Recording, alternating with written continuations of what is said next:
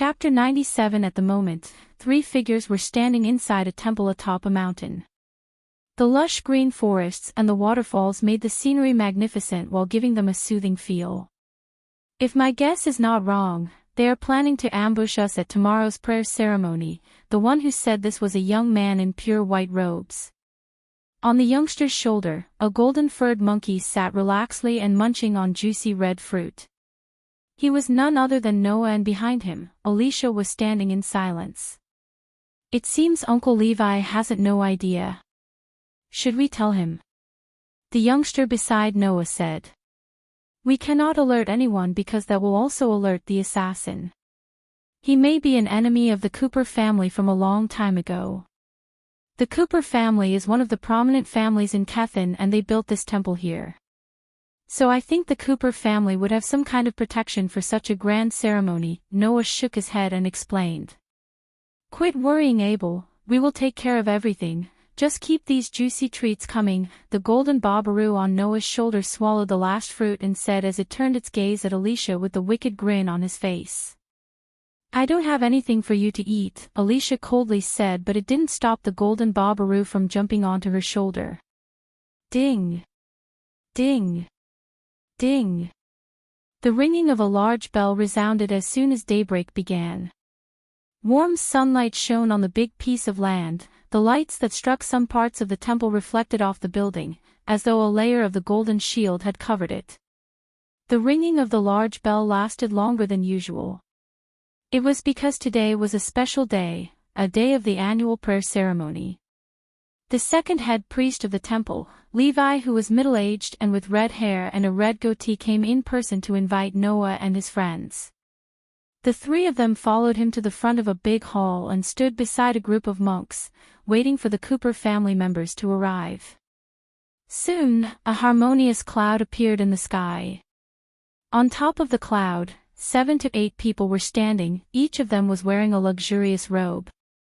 The person standing at the frontmost was a little girl who was merely about 13 years old. She was wearing a silky red dress and her hair was tied into 2 pigtails. She looked extremely cute in her attire and had a face of an angel. Despite her little figure, she radiated a noble aura. It wasn't only because of her cute-looking face, but her cultivation level. A girl as young as her had already reached the body refining stage level 5, she was a God-blessed child. Holy! This girl is a body refining stage level 5. Abel's eyes widened, unable to believe what he had just seen. A body refining stage cultivator at the age of 12 or 13. There were only a few of them like her in this continent.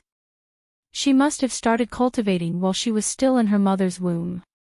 This is Lord Cooper's daughter, Maisie Cooper. She is 13 years old this year and has just reached body refining state level 5. She is recognized as the prodigy of the Kethin, Levi explained as his words were full of pride and joy. Having a dazzling young genius in the Cooper family was truly something to be proud of. In truth, a body refining stage cultivator who was as young as her, not only would be a genius in Kingdom Kethin but also across the entire continent. The Cooper family is very fortunate to have such a genius, Noah said. Maisie Cooper and her family landed outside of the temple. It was a rule that they had to walk from outside of the temple to the temple. They were not allowed to do the opposite, which was landing on the internal part of the temple. The rule was set to show respect to the god of peace. Lord Cooper and his wife, who were both core formation warriors, had gone to seclusion. Today's prayer ceremony would be led by the Cooper family's genius and the heir to the Copper family, Maisie Cooper. It was the family's honor to have her represent the Cooper family, and she would be the most eligible to lead the ceremony in front of the head priest. Maisie Cooper, along with 6 others, 3 of them were the same grade as her and 3 body strengthening stage level 3, and they all reached the top of the mountain after a few minutes of climbing the steps. Maisie Cooper bounced in the direction of Levi and hugged him the moment she saw him. Uncle, I missed you so much. For a little girl, she possessed an inhuman strength. After wobbling her uncle for 2 rounds, Levi almost lost his balance. Maisie, don't mess around, this is the temple. Levi gave Maisie Cooper a fond and affectionate look. Although he had become a priest, he couldn't help growing very fond of this descendant of the Cooper family. Ha! Why are there so many outsiders here today? Maisie Cooper glanced at Noah and the others in surprise. She didn't notice the monkey on Alicia's shoulder because the mountain and the temple were home to hundreds of monkeys. These are guests. Maisie, go, kneel and bow down in front of the head priest. I will introduce them to you later, I believe you will like them, Levi said. All right, Maisie Cooper hid her smile and returned to her serious face. She took big steps towards the statue. She was only 12 years old, but she was a lot more thoughtful than the other kids who were the same age as her. Boom! When the little girl made her first step and was just about to make the second, a rumbling as if from thunder was heard outside, which shook the entire mountain. They are here, Noah squinted. The planned assassination was for the Cooper family or perhaps only for Maisie Cooper. Yesterday Noah couldn't figure out the real intention of the assassination, but after seeing Maisie Cooper today, it all made sense to him now. An exceptional talent like her should be eliminated to clear off any obstacles in the future. Who is it? The smile on Levi's face disappeared as his face turned serious. Whoosh! Whoosh! Whoosh! As soon as Levi's voice faded, silhouettes of different people flew out from multiple directions towards the temple. There were about 20 of them. Many of them were at the body strengthening stage and the rest of them were all body refining stage level 10 except the leading man who was a core formation level stage 1 warrior. Haha, it seems today will be the last time of Cooper family's annual Thanksgiving ceremony.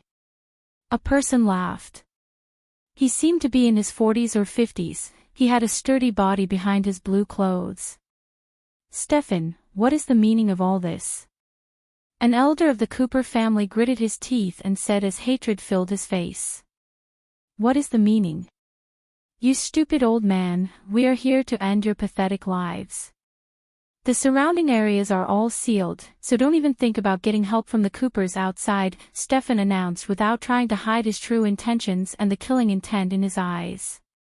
There were two major powers in the city of Oxfell and Kethen, the Cooper family and the Lane family. As the saying goes, a forest cannot be ruled by two lions. These two families had been in a power struggle for so long, but the Lane family had never intended to raid the Temple of Peaceful Valley before.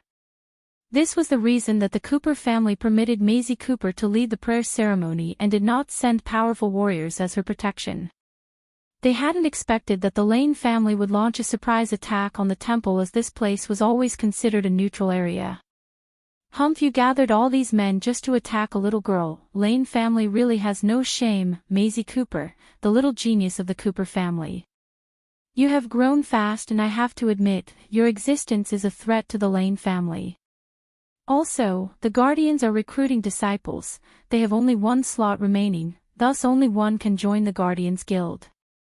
If you're alive, they will definitely choose you and the Coopers will be untouchable, but if you're dead before joining the Guardians, the Lane family will have one less problem in the future, Stefan smiled maliciously.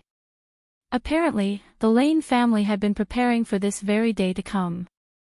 They were informed that Lord Cooper and Lady Cooper had left for seclusion, leaving Maisie to attend the Thanksgiving, therefore they would be able to get rid of Maisie Cooper in the temple while she was vulnerable to attack. Noah's eyes glittered when he heard of the recruitment to join the Guardians. He and Alicia were told not to reveal their identities as the Guardians trainees while they were in Kethen because Peyton already had enough mess to clean and didn't want Noah to make more. Therefore, if Noah wanted to save the little girl from getting killed, he had to do it without using the Guardians as his shield. Despicable. Levi's eyes were full of rage. You people of the Lane family are really despicable to come to the Peaceful Valley with such ill intentions. Fuck you and your god. After I'm done with this place, there will be nothing but ashes. Then while the Coopers were searching for their lovely daughter, we'll make our move and finish the Coopers, once and for all. Stefan was extremely cocky. Today, he wouldn't let anyone from the temple escape their deaths. Go. Kill everyone. Stefan shouted. The warriors of the Lane family unleashed their auras. One of the Lane family's body-refining stage warriors broke the parts and decorations of the big hall and stepped on the head of the statue of the god of peace. "Ha, you all worship this useless god, this is ridiculous." He mocked and landed on the statue of a man, the god of peace. Boom! A powerful aura suddenly rushed out from Abel's body and shot out in all directions. Both of his eyes turned red and stared at one of the Lane family members who was stepping on his god's head. He had crossed Abel's line, it was totally unacceptable. "Get down this instant." Abel's voice sounded like a clap of thunder and his words carried a horrifying murderous aura. No one had expected that a calm and insignificant youngster would suddenly step out to fight. All the attention was shifted to him, including Maisie's, Stefan's, and especially the one who was stepping on the statue's head. Chapter 98. Those of the Lane family who were placing their attention on their arch-rivals, the Cooper family, and also on Levi, never once had they thought that a young man would get mad. As far as they were concerned, the ones that were provoked the most should be the Cooper family and Levi. They had zero clues why a nobody like him would get so furious about it, and the fiery aura unleashed by him shocked them. He was also at the body-refining stage as the rest of the youngsters beside the little girl. "Ha! Who is this fool? It seems the Cooper girl brought some friends of her own, but too bad, all of you have to die today." Stefan smiled coldly. Abel didn't look at him. Now he was full of rage and glared at the bastard who stepped on his god's head. He swore in his heart that he wouldn't let this person live. "Ha, kid, why are you so angry? Do you want to see me breaking this statue with my feet?" The body-strengthening stage warrior ridiculed Abel's pointless anger. His leg began to step harder, creating a creaking sound as tiny cracks started to appear on the statue's surface. Noah and Alicia shook their heads helplessly. They felt pity for the body-refining stage. He was finished, no one on earth or heaven could save him anymore. "Come and die!" Abel roared. His whole body turned into light and raced to his target. An illusion of a golden chakra struck the man who was standing atop the statue. The speed and power of Abel's attack made the man's expression change dramatically as he didn't have time to react. The impact of the ferocious attack sent the man flinging from the statue. In the mid-air, Abel gripped the man by his neck and slammed onto the ground below the statue. Abel had become like a ferocious beast. "You dare step on our god statue? Die now!" Abel exerted all of his strength and moments later, a sound of cracking noise emerged. The scene became quite gory. They were seeing a body-strengthening stage level 8 warrior struggling and screaming in pain under Abel's hold. Before anyone from the Lane family could make a move to save him, his entire body was torn in half as blood was pouring out from his body. Hiss! Everyone gasped in horror, especially the men from the Cooper family, their eyes widened in shock. Everyone had underestimated the youngsters because of their cultivation level, but in reality, for the next hour, Noah, Alicia, and Abel could easily kill anyone under body-strengthening stage level 9. It was because of 3 reasons. First, the 3 of them were not normal cultivators, they were freaks of nature. Secondly, they had an epic class spell in their arsenal which boosted their power by multiple folds. The last reason was before they came to the temple, Noah and Alicia were chased by the hunters of Aragoth, and this made Noah concoct a rare pill that enhanced their power to battle anyone under body-strengthening stage level 9. The pill's effect would only last for 2 hours, and after 2 hours, they would be weak as foundation stage level 10 cultivators for 3 hours. However, after killing the Lane family members, they would be perfectly safe until they recover their strength in the temple. Abel's power was beyond the Lane family members' expectations. He was just at the body-refining stage level 6, the gap between him and the man he just killed was huge. The Cooper family members' mouths opened wide out of surprise. They didn't imagine a heaven-defying youngster like him had come to the temple. Judging by his means of killing, they instantly saw through that the Cooper family's genius, Maisie, was no match for him. Fuck! Kill him. Kill everyone. Stefan couldn't hold back his anger. The attack made by the youngster was too fast as he didn't even have a chance to save his underling. The Lane family had lost one valuable asset, a body-strengthening stage warrior. He was ordered to assassinate Maisie and everyone in the temple, but one of them was taken down before they could even attack their enemy. This fact made him very furious. Norvin, you know what to do. While everyone was momentarily stunned and focused on Abel, Noah handed over a dark red vial to the golden Babaru. The monkey let out an evil grin and sneaked towards Stefan without making any noise. Crushing the statue, you have committed a mortal sin.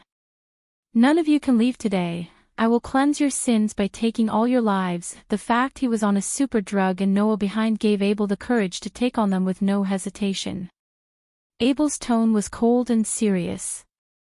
A thick murderous aura was coming out from him. He was unquestionably furious. Despite the fact he was studying to become a priest in the God of Peace temple, he was a cold-blooded killer who killed people without blinking his eyes. Now he couldn't stomach the fact that his god statue was being disrespected. I will get rid of you first, Stefan raged and thrust forward without noticing the tinge of dark red smoke under his feet. He was moving really fast, but a youngster in white clothes moved faster than Stefan and blocked his way like a ghost. If you want to kill my friend, you have to go through me first. The young lad in white clothes wasn't a stranger. He was Noah, 20 years old now, slowly turning into an adult and filled with heroic spirit. Fuck off. Stefan looked down on the young man that blocked him because the youngster in front of him was just a body refining stage level 8 cultivator. He couldn't find a reason to regard him as a threat as he launched a simple palm attack summoning strong wind towards Noah. Noah confronted the attack simply by his fist. Both attacks met and created an impact and a loud explosion. Lines of cracks appeared on the spatial area. Noah stood rooted at his position and didn't move, while Stefan stepped 3 steps back to find his balance. What? Stefan exclaimed and stared at the white-clothed young man with his big eyes. It was like he had seen a ghost. Both families couldn't believe what they just saw. Who is this dude? He is only a level 8 body refining stage cultivator, but how did he force a core formation warrior to back a few steps by just using his fist? The members of the Cooper family were amazed. A young man with extraordinary power who was more powerful emerged in front of them before they could even come out of the shock Abel gave them. Wow! Maisie's little mouth opened. That time when she came in, she had seen Noah, Alicia, and Abel, but she didn't pay much attention to them, treating them casually. She hadn't expected that they had hidden their powers so well. When Noah was at body refining stage level 4, he could kill anyone under body strengthening stage level 6. Now that he had reached level 8 and took the strength enhancing pill, killing anyone under core formation level would be effortless. In truth, Abel was never stronger than Noah even after he took the pill, but he was powerful enough to kill a body strengthening stage level 8 cultivator. Since the effects of the red smoke would only last for 2 minutes, Noah didn't want to waste any time as he decided to kill Stefan as soon as possible. He left the rest of the Lane family to Alicia, Abel, and Maisie to deal with, and the golden Babaru was another trump card that could kill any body refining stage cultivators with its innate abilities. This young man, this is between us and the Cooper family. I hope you won't interfere. Stefan was staring at Noah. I can't just stand here looking at you attack a little girl and destroy the temple. If you dare to touch anyone or anything here, I will take your souls, Noah coldly said. Sparkling light rays emerged from his palm as he thrust in the direction of Stefan. Mythical ray, Stefan shouted. Strong winds blew as his palm moved, his eyes were red in anger. He couldn't believe that a core formation warrior like him could not defeat a body refining stage cultivator. Asterisk bang. Asterisk Stefan's eyes were filled with terror when the light rays from Noah's hand and his mythical ray clashed. It was one of the skills that he was so proud of, but it wasn't effective to Noah.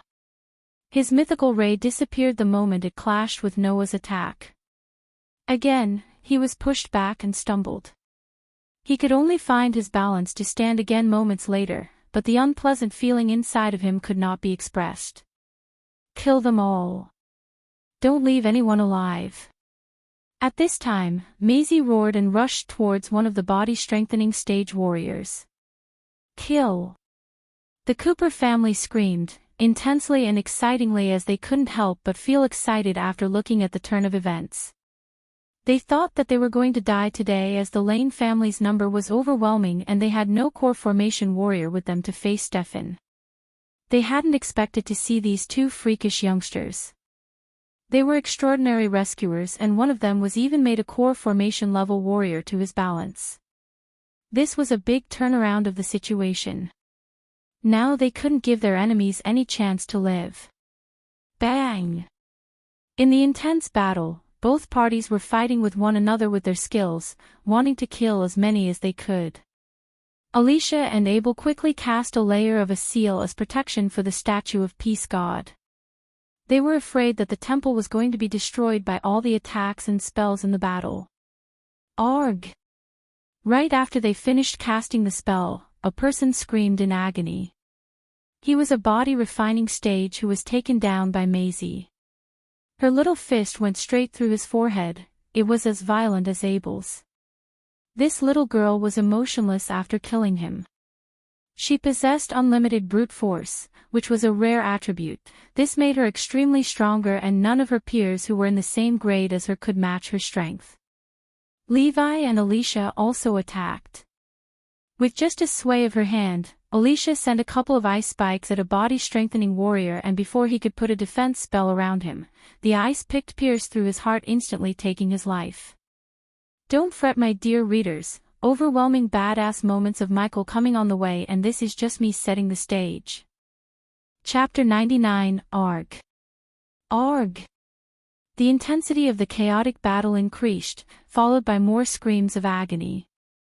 Abel and Maisie fought like a ferocious beast, as even some of the body-strengthening level warriors were not their match. Alicia was also scared the hell out of the Lane family members with her powerful spells. Each time she moved, she took a life. The battlefield was tragic. All the buildings in the monastery were almost destroyed, blood vaporized into the air, a stinging stench of blood could be smelled everywhere. Such a massive battle happening inside the monastery did not alert anyone outside, because Stefan had sealed the entire spatial area around the temple. In this intense battle, both parties suffered injuries and casualties, especially the Lane family, but unlike Stefan's initial plan, only a few members of the Cooper family suffered injuries. The Lane family had lost more than half of their group not very long after the battle had started. The remaining people were frightened to death, as their fighting spirit had dropped to almost zero. While the Cooper family was just getting started. As for the battle that was happening between the two strongest men, Stefan was pressed on the ground and hit by Noah. One of his arms was broken and torn away from his body, blood had soaked his clothes in a helpless situation. Although the weakening effects of the red smoke ended a couple of minutes ago, Noah had done a number on Stefan and wounded him as he could. When Stefan raised his head to look at Noah, he could see a very relaxed and easygoing expression on his face. He suddenly felt that Noah was toying with him. Noah could easily take his life at the beginning. How did this happen? Stefan spurted blood. Even until now, Stefan had no clues that he inhaled a cloud of smoke that weakened his cultivation level temporarily. He coughed up more blood because of the injuries he suffered, both physically and mentally.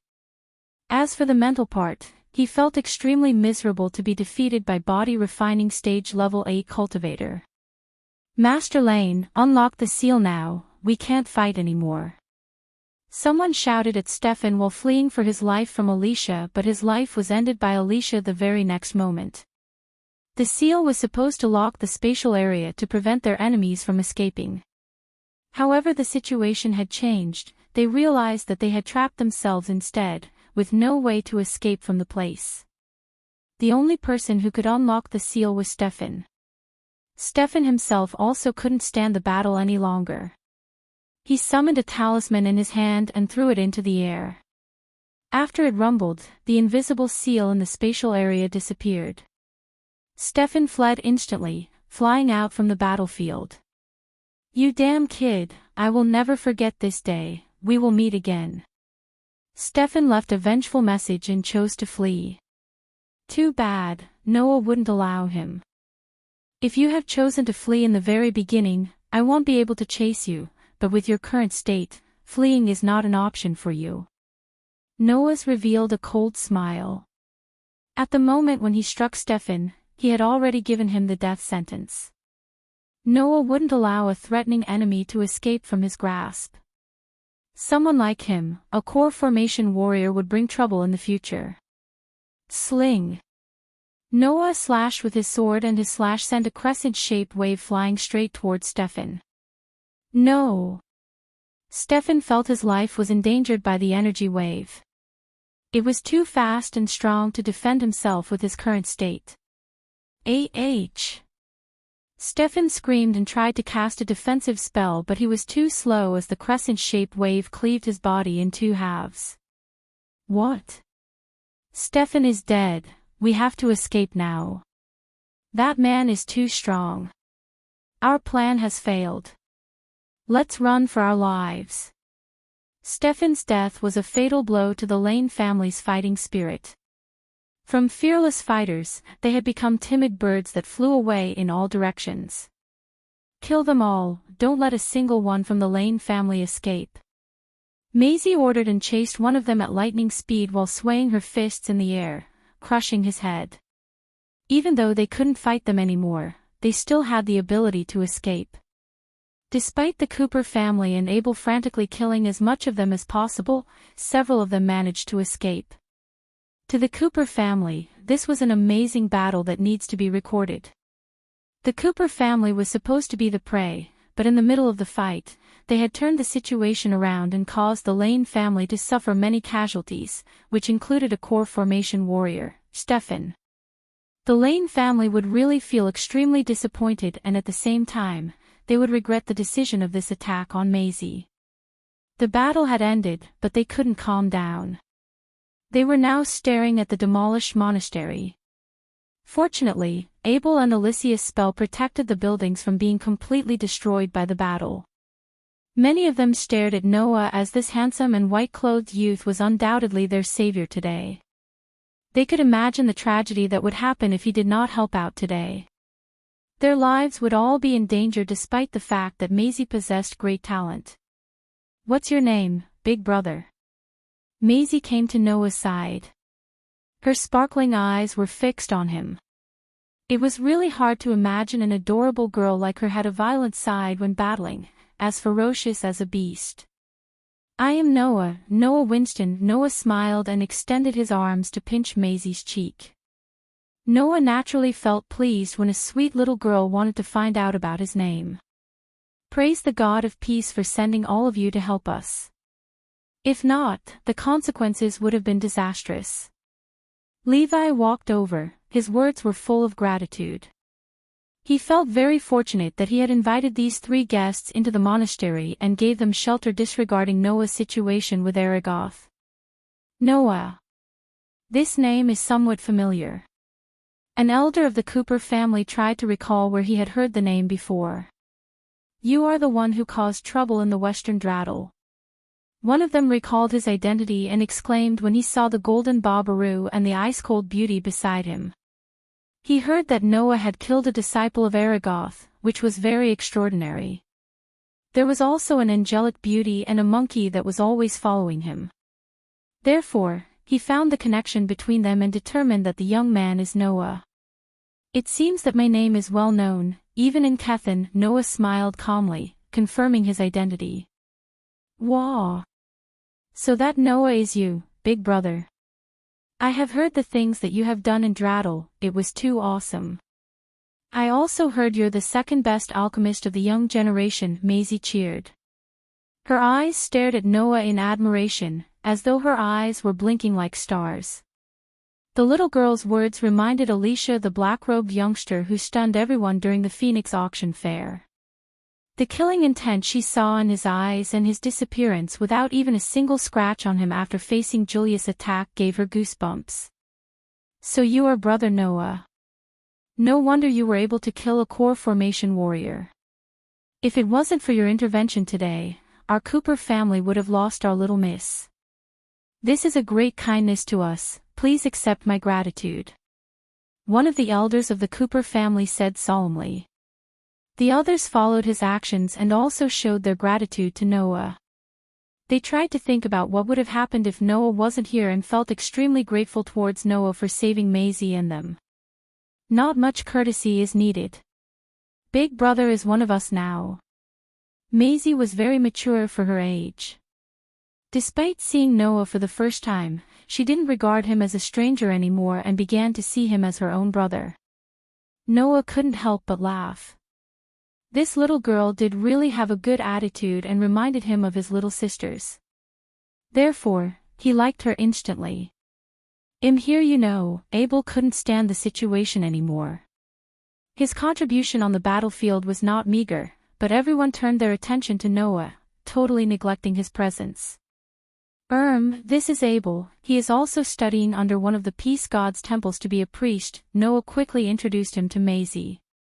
A fellow priest, welcome to the Peace Valley Abel, said Levi. Everyone's attention now shifted to Abel, including Maisie's. What about me? If it wasn't for me gassing Stefan, Noah couldn't have defeated him. The golden Babaru rolled its eyes and complained.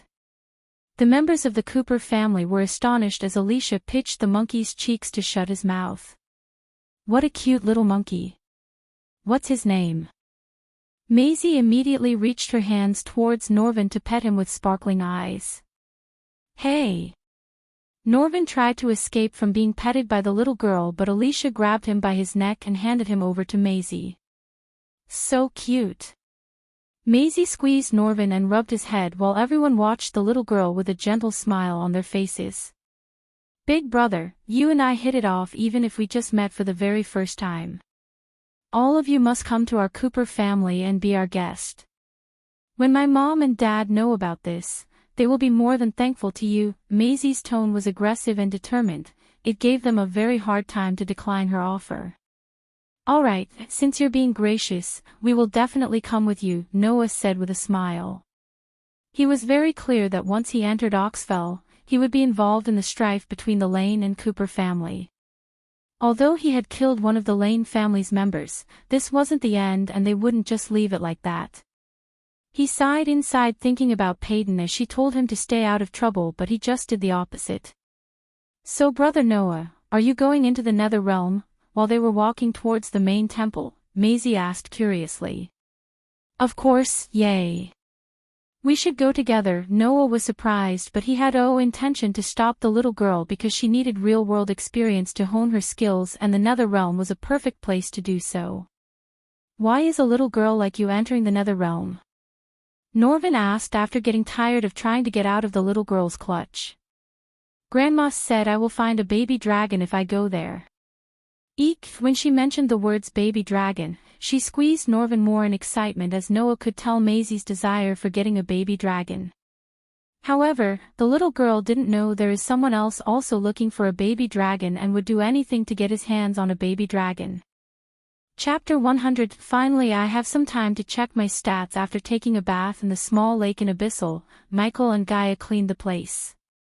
Of course, Gaia protested to clean the place, but after Michael agreed to let her sample the dishes in the restaurant he's going to build, she did her part without bitching about it. Since Michael had no need to cultivate like others, when he returned to the sect, he hit the bed and took a long nap. Gaia went to the forest to practice her archery and hunt some wild boars. She planned to hand over her hunt to Raylene and stuff her belly as usual. He was alone in his room and entered the system the moment he woke up. System version 2.0 Host, Michael. Cultivation level, body refining stage, level 10 experience points, 180,000/200,000 badass points, 78,000 skills and spells, Wind Blast, LVL2 responsive shield, LVL3 environment scanning, LVL2 ignitia, LVL1 Lightning Dash, LVL1 Energy Devour, LVL1 Death Range, LVL2 Techniques, Swords of Destiny, 80% Mastery Occupation, Core Disciple of Sunrise Sect, the Guardian of Sunrise Sect, Lord Lucifer of the Abyssal Status, Healthy Goals, Control the World, Rebuild the Order of Death, Utility. Function, Banker, LVL2, Ratio, 1000 Gold Coins, 5 Badass Points, Wealth, 685,000 Gold, Special Trait, 5-star Alchemist Subordinates, Gaia, Loyalty Level 95%, Base of Operation, Sunrise Sect, the Abyssal. He almost forgot he checked his stats after taking the pain inducer pill. The pain he felt at that time was the reason for his negligence. First things first, system, how much I owe you? 22,000 badass points, host. Take it and make me debt-free. He didn't feel upset or bad to see 22,000 badass points fade away in a second, but on the contrary, he felt relieved. Now that he's debt-free, he could take another loan if ever needed it. Let's do some upgrades. Ignitia. He selected his main offensive spell and stared at the upgrade details. The next upgrade would cost him 8,000 badass points, and after upgrading it, he could fire lightning bolts from both of his hands.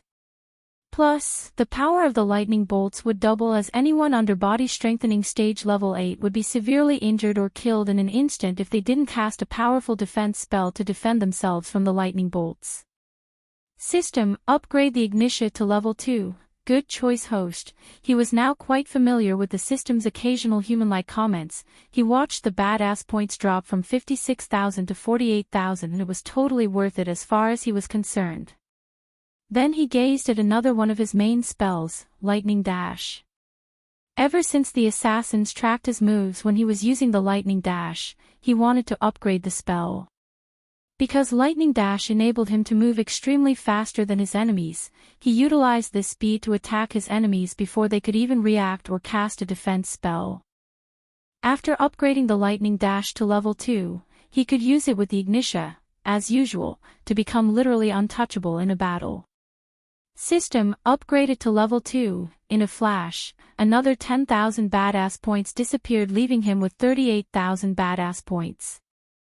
With these two upgraded spells, anyone under body strengthening stage level 8 had no chance of surviving a battle with Michael, but he wanted to increase his power further to the point that he wanted to kill anyone in the body strengthening stage with not much trouble. Of course, while he was on Lucifer's persona, no one in the body strengthening stage could match him because of the fear toxin and death range skill. Do I have to buy a new spell? Michael asked himself and began to rummage through the system store, but not a single spell appeared to be a must-have or increased his strength. Therefore, he decided to find or buy a new spell and learn it through the mentor function without spending any more badass points on spells. Open the subordinates window. Right after he exited the system store, he entered the subordinates window with two people in his mind. One was Jack, who had the trait of blacksmith, and Raylene, who Michael guessed would have the trait of a chef considering her cooking skills. Both of them would be good investments to him, especially Raylene, as he was about to open up a restaurant to make more gold coins. System, assume Raylene has the trait of a 1-star chef. How many badass points it would cost me to make her a 3-star or a 4-star? 10,000 badass points to upgrade her ability to 3-star chef and 15,000 badass points for the latter. Alright, what about Jack? 30,000 badass points to turn him into a 3-star blacksmith and 40,000 to turn him into a 4-star blacksmith. Remember, host, 3-star blacksmith cannot forge anything above medium quality rare. If you want your subordinate to forge you a high-quality rare weapon, you have to make him a 4-star blacksmith. What about epic weapons and legendary weapons? Epic weapons can only be forged by a 5-star blacksmith, and legendary weapons require a 6-star blacksmith who must be at the core strengthening stage. Makes sense. For now, I'll only take Raylene as my subordinate and make her a 4-star chef. The reason for the cost difference between turning Raylene into a star chef and Jack into a star blacksmith was the latter had the ability to increase one's power, unlike a chef.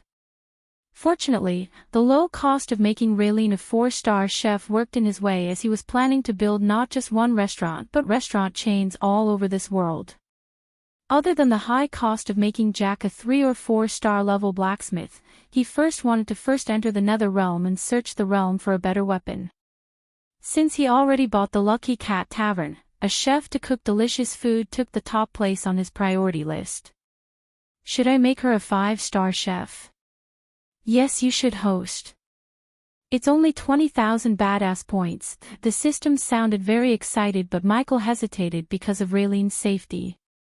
He wouldn't always be around to save her if someone tried to capture her because of her talent. Therefore Michael wanted to know Gaia's thoughts before deciding, because she would know more about the chefs and their demand in this world more than him. He exited the system and jumped down from his bed to check out his herbal garden. It was time he had new pills and potions to the store other than the revitalization pill, healing potion, and arch energy boosters. Just as he was about to step out of his house, he saw Gaia dragging a huge wild boar, and when she saw him, she waved and smiled at him. She then picked out the arrow that was sticking out of the boar's head. I want this boar roasted. Where the heck is Raylene? Walk with me, he said, and began to walk in the direction of the herbal garden as Gaia followed him behind, reluctantly leaving the boar behind. What do you know about star chefs? What star level chef are you talking about? Tell me about a 4-star. They are hard to find but not impossible. Back in Nagaland, we had 2 4-star chefs. Now that you reminded them, I'm craving for some lamb chops they used to make me. Even after she was healed, she still continued to eat like usual. This very morning she ate 2 pies and a whole lot of biscuits before going into the forest to catch something for lunch. Don't tell me you're also a 4-star chef. Michael shook his head with a soft smile as she sighed. Then what about the 5-star chefs? She became very curious and wanted to know why he was asking about the chefs. Those bastards are very rare, just as rare as a 5-star alchemist. There's only a couple of 5-star chefs in Elon. I heard there's one in the Royal Land and one in the main branch of Ruby Cuisine in Kethen. The Ruby Cuisine was the restaurant he met Peyton and Zanali and offered to join the Guardians as their trainee. Let's assume Raylene is a 5-star chef. Do you think someone will try to kidnap her? His words made her halt her steps and frown. She sensed he's up to something and wanted to know what. Are you hiding something from me? She valued honesty in this friendship and didn't want any secrets between them.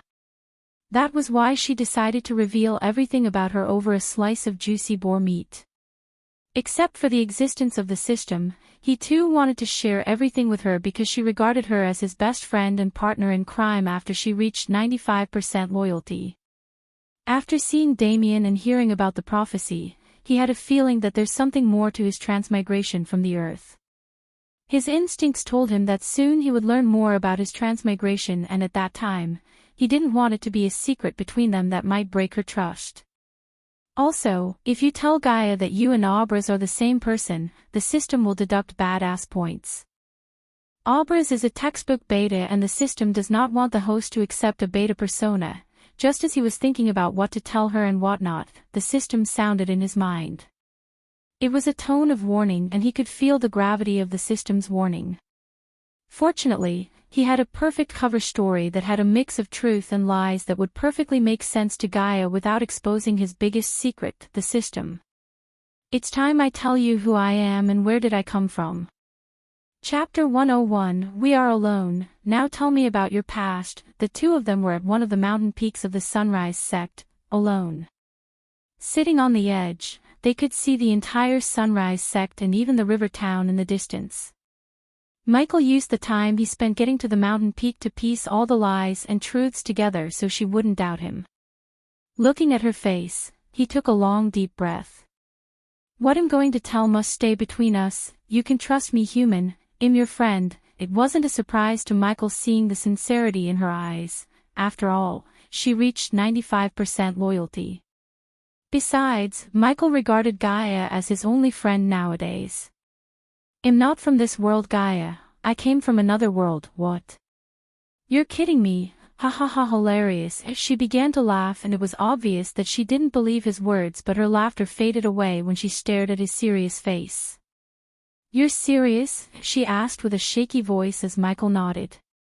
Yes, I was brought here from my world by a mysterious light. Michael saw the confusion on her face and continued, after the light brought me to a place called the Sanctuary, where a group of people protected the cosmic stream. Gaia finished his sentence and began to shiver with no control over her body. For the moment Michael ignored her shock and went on, when the light brought me there, the sanctuary was burnt to the ground by the soldiers of Thusia. One of the men they killed looked just like me. His name was Obras. Before he died, with the help of that mysterious light, he merged his soul fragment with me, leaving all his memories and knowledge to me, except for the part about the mysterious light and the truth about his original body. What Michael said was true. Gaia stared at him blankly for a few moments in silence and analyzed everything she just heard in her mind. First of all, he didn't look like he was lying, and the more she thought about this, what he said made sense. Most people in the world had no clue about the sanctuary and the cosmic stream, and only a few people had heard about the two, but they considered it as a myth. However, the ancestors of the Nagas believed in the existence of the cosmic stream and the sanctuary. Some of the ancestors were somehow able to leave clues about their existence and the treasure they were protecting. The Nagas also believed the sanctuary was home to countless secret long-lost knowledge, and only the protectors were able to grasp this wisdom.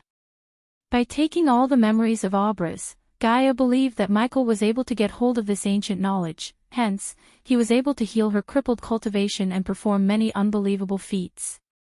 System, do me a favor. Gaia saw him close his eyes for a moment and then open after a few seconds.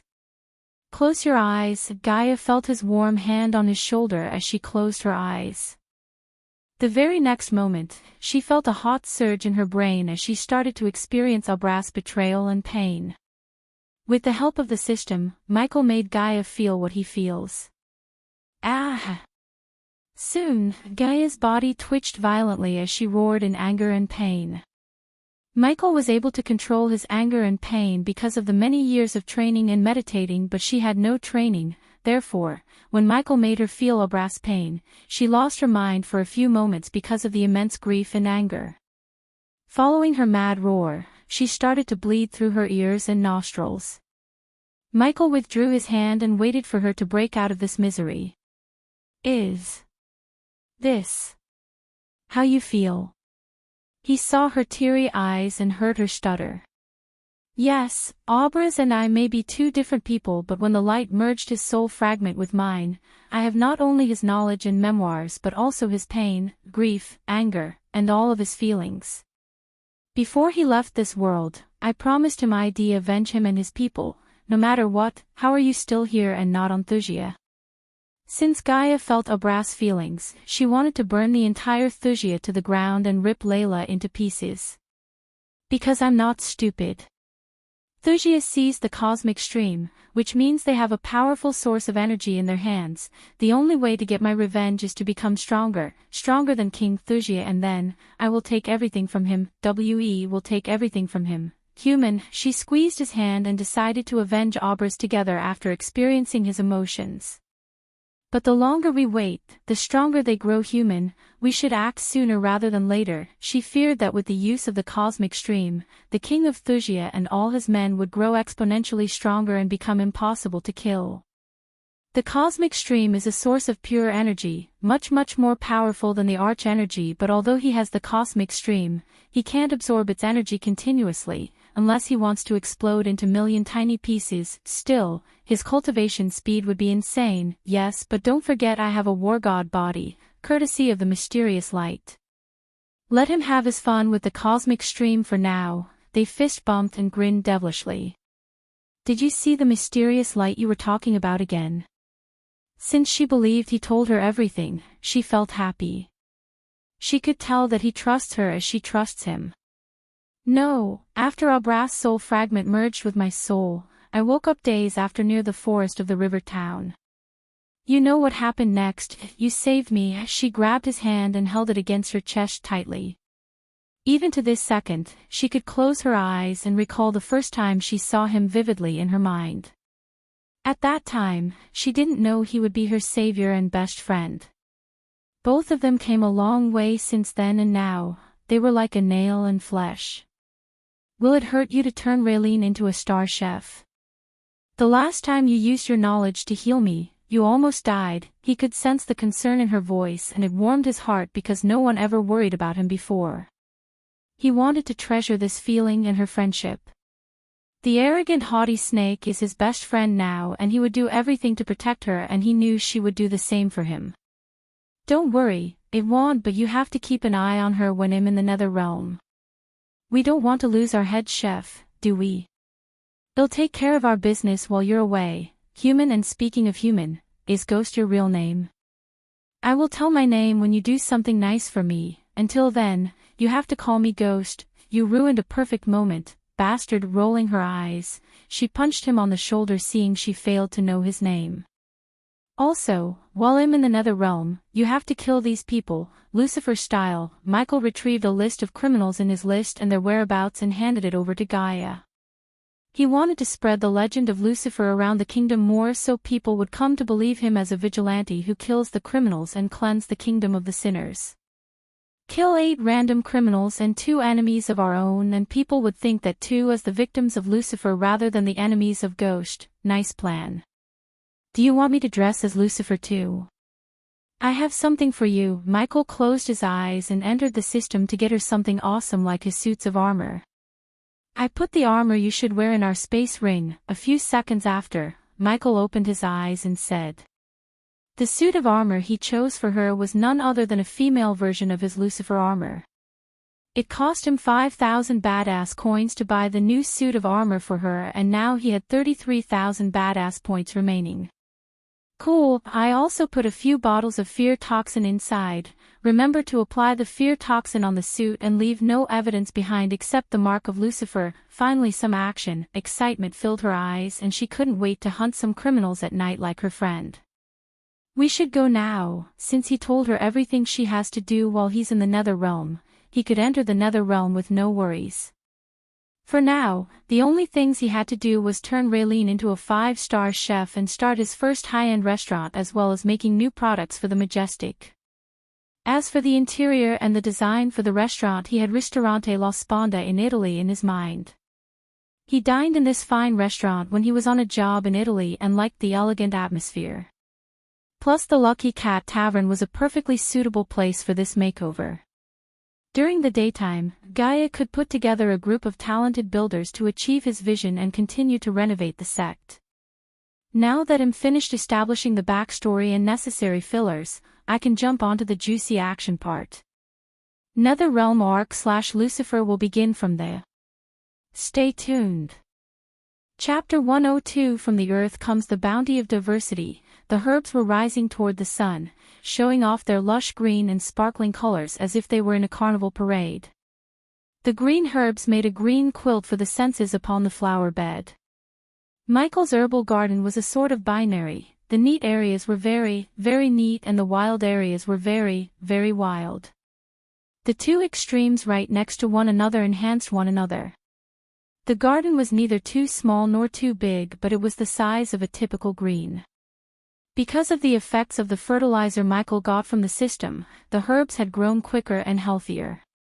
Some herbs grew as tall as an average man while some flowers were as big as a 10-year-old child. Don't water the dragon root too much in Jack.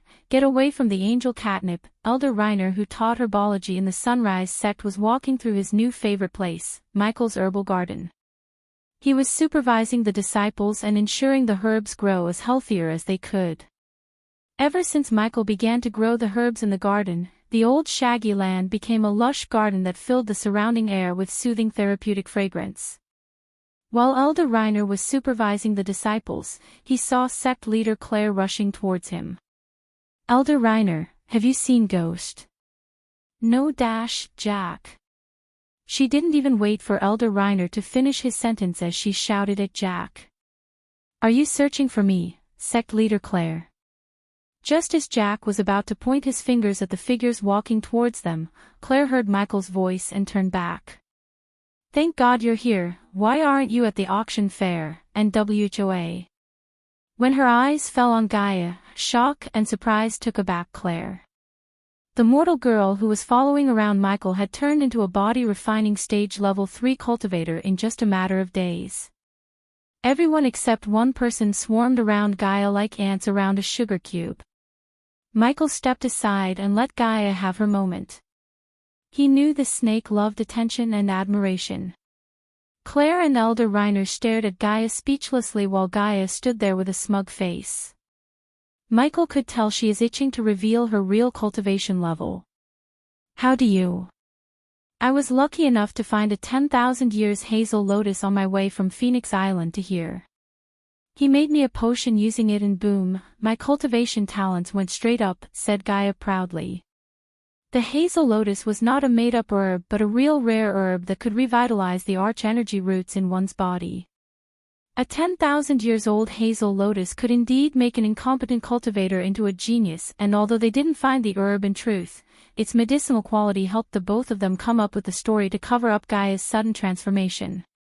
Come here. After Claire came out the shock, she let out a wide grin and reached her arms to embrace Gaia.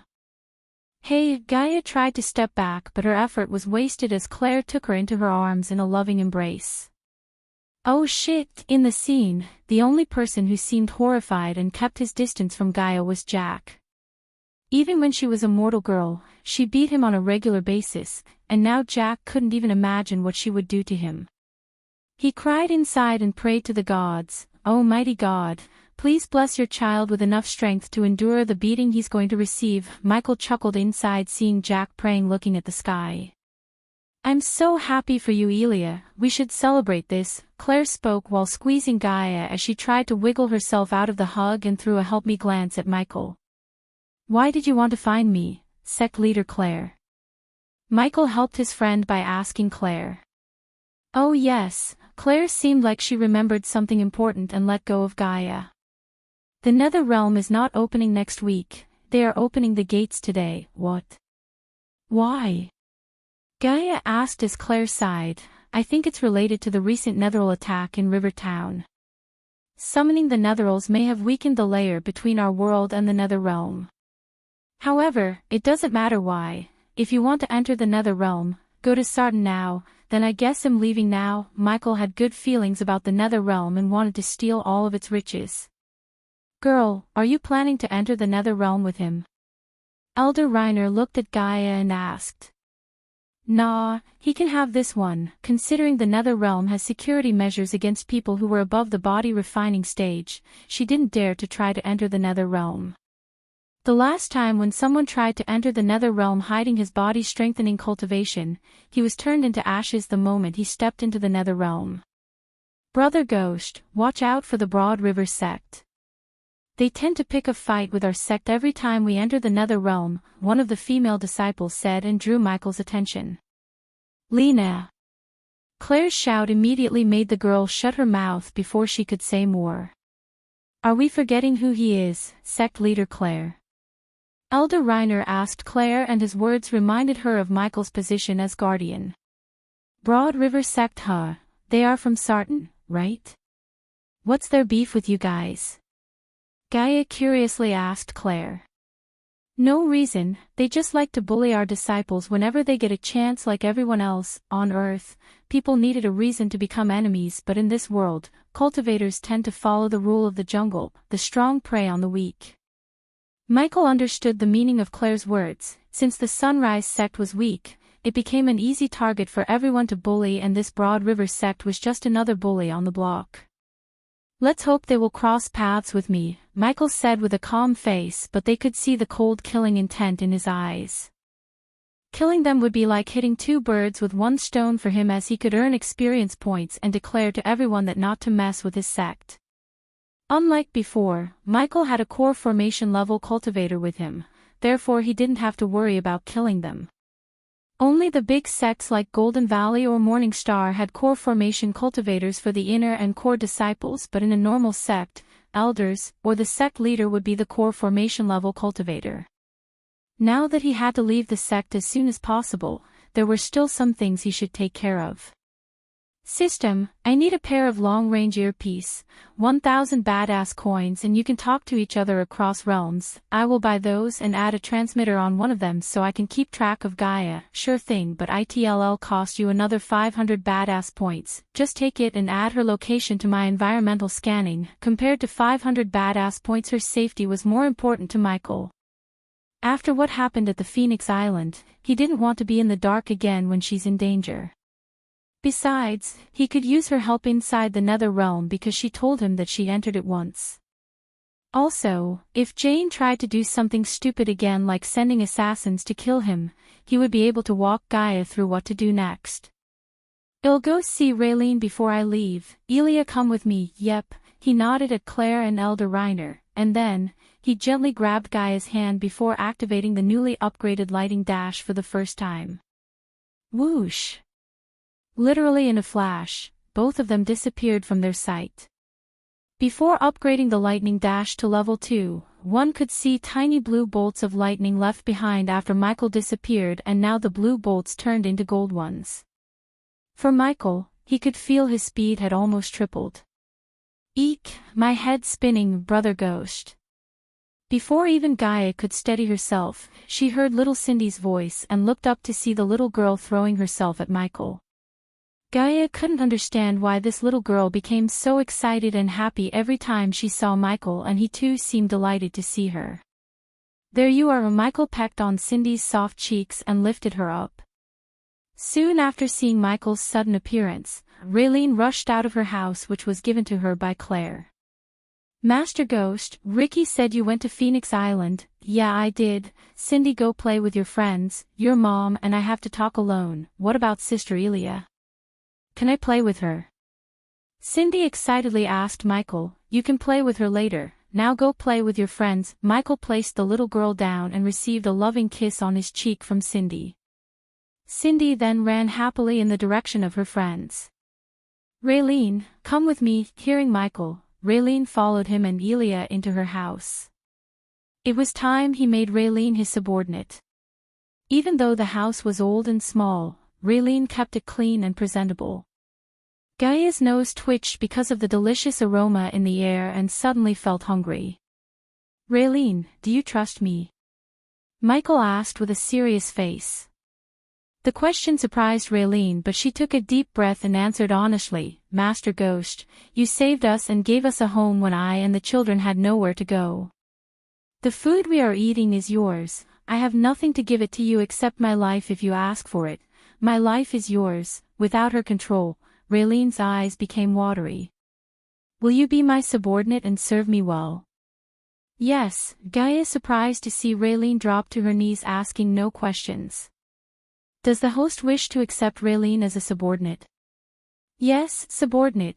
Raylene, cultivation level, race, human status, healthy trait, cook, loyalty towards the host, 97% right out of the bat. She was 97% loyal towards Michael, unlike a certain someone. He was happy to confirm her trait was indeed cook, and now he could turn her into a 5-star chef.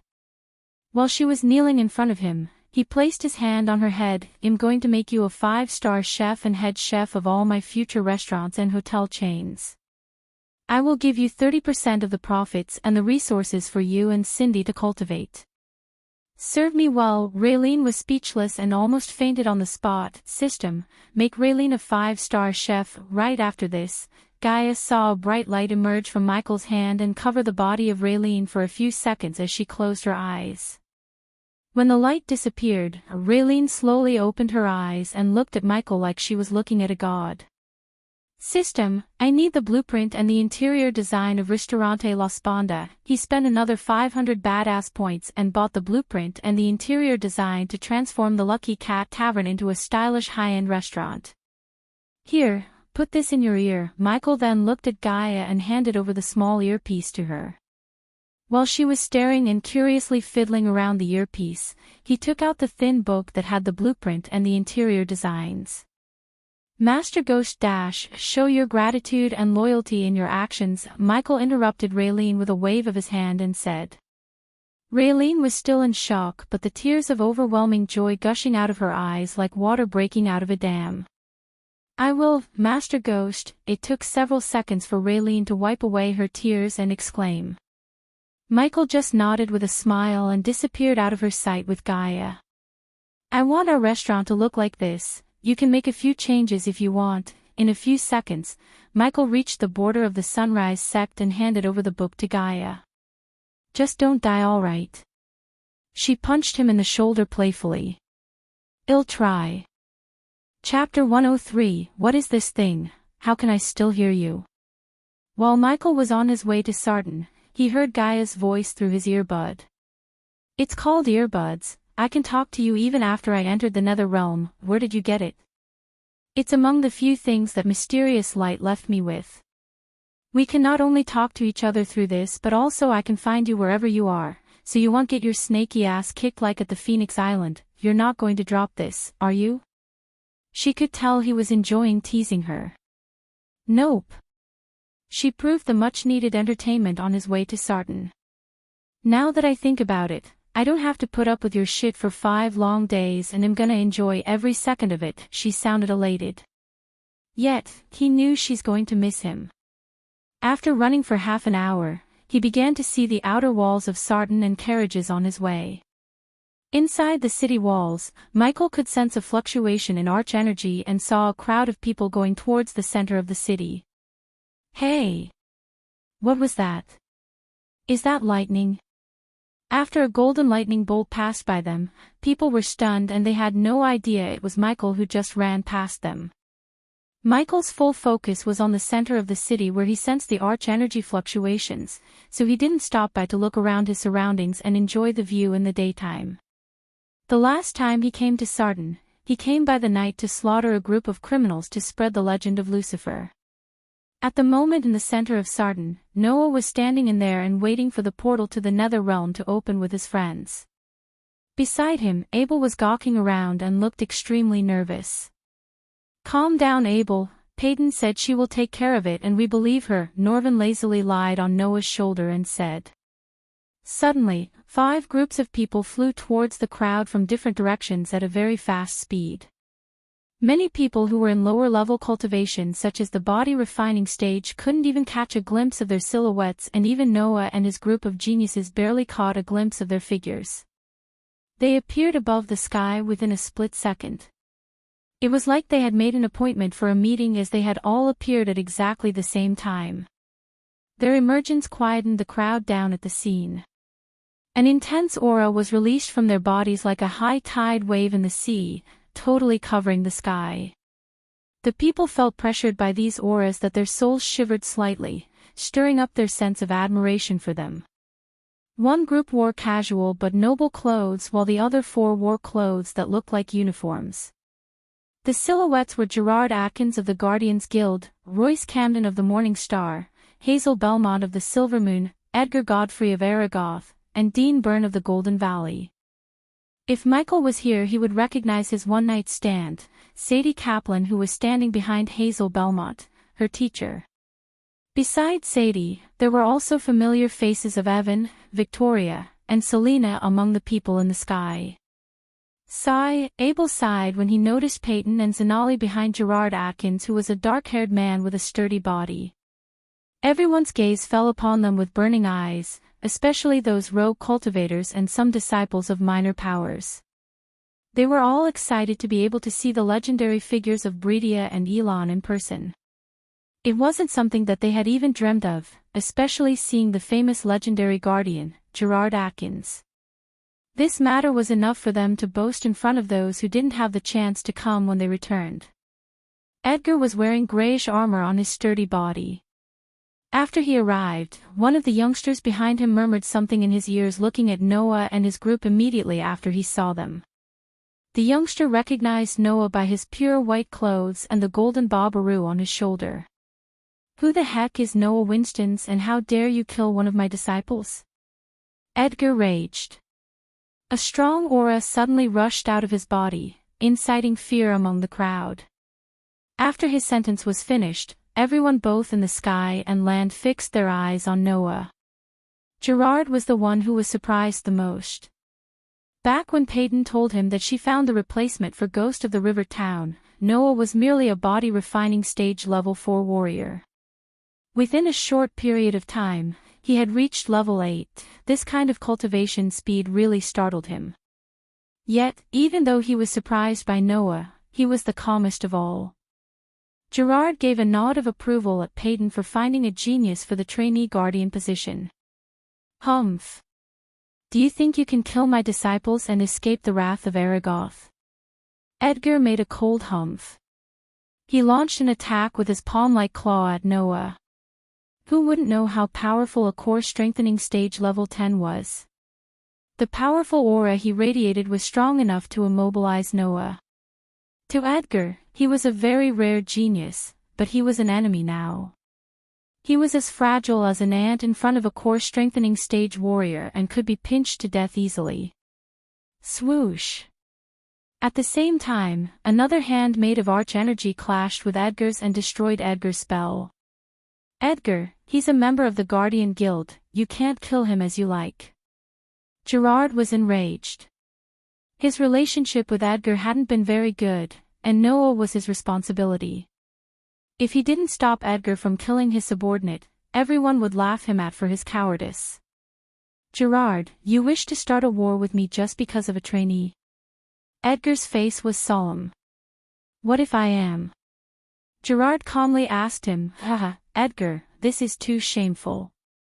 The famous Aragoth sect is bullying a kid, Hazel laughed, not willing to let go of the chance to send an insult to Edgar. Edgar's expression changed, he made a cold humph and stopped his attempt to attack. To personally handle a body refining stage cultivator by himself was really a shameful act. There were more than enough inner disciples who could get rid of him. Edgar gave the orders secretly using his telekinetic sense to his disciples. Listen, don't let me see this kid walk out of the nether realm alive. One youngster behind him nodded and bowed at Edgar after receiving the order. Meanwhile, Hazel flicked her wrist as numerous space rings appeared in the air and each of the rings floated towards a person. You can't use any space rings inside the nether realm except the one in front of you. Utility space carefully by taking what you really want, avoid fighting with each other and concentrate on getting the treasures for your cultivation. After Hazel, Royce Camden of Morningstar gave a piece of advice to all the youngsters. Alright. No more delays.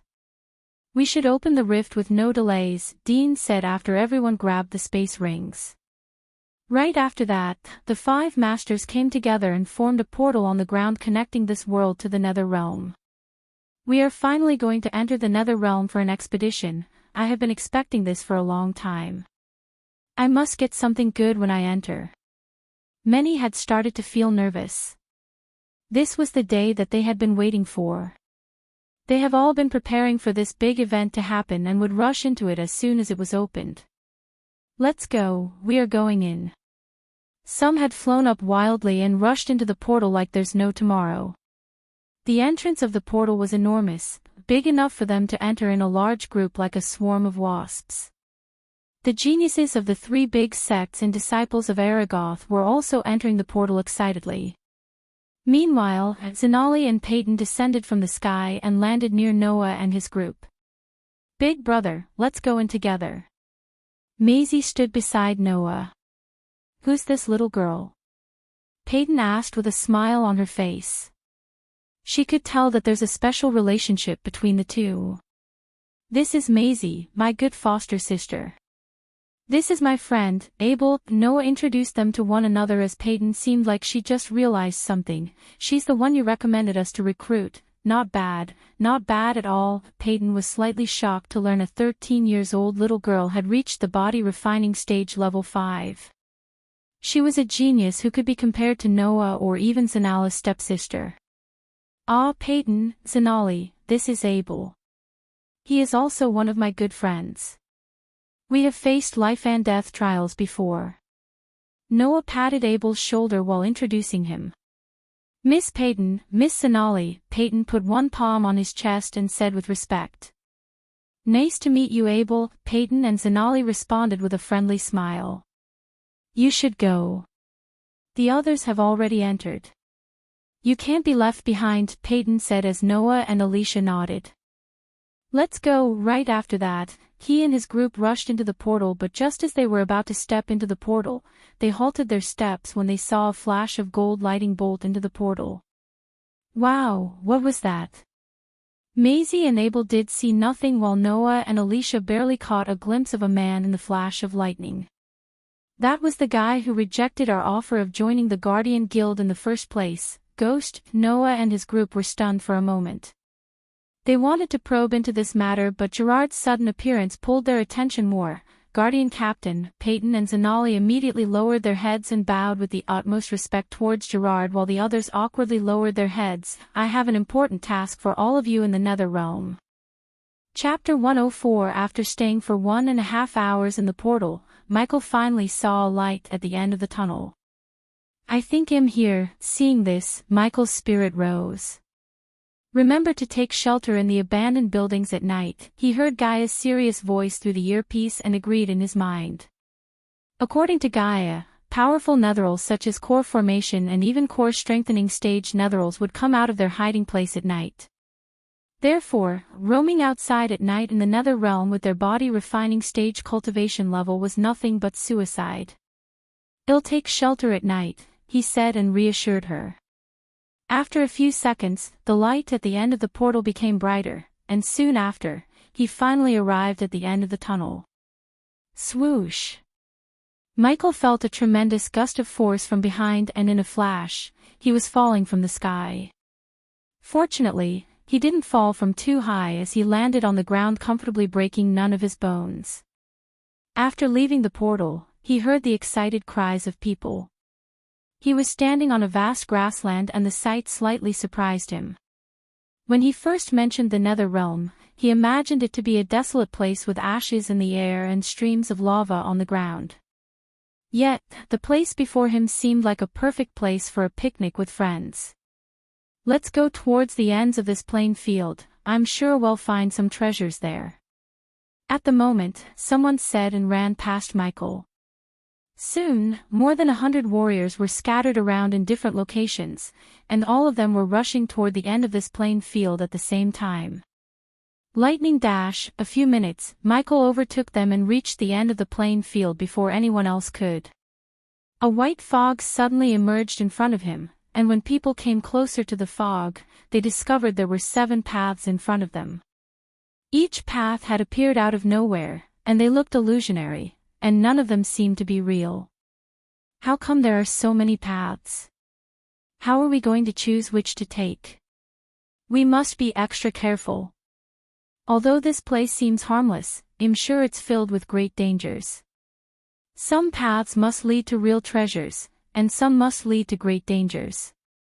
Precisely. Let's wait and see. It's best not to be too impulsive. If we enter some dangerous situation, our lives would be thrown away in vain. The crowds immediately stopped moving. Everyone stared at the fork in the road, the 7 paths in front of them. They did not know which path they should choose. When there was a great opportunity, the great danger would usually lurk nearby. No one wanted to risk their lives for nothing.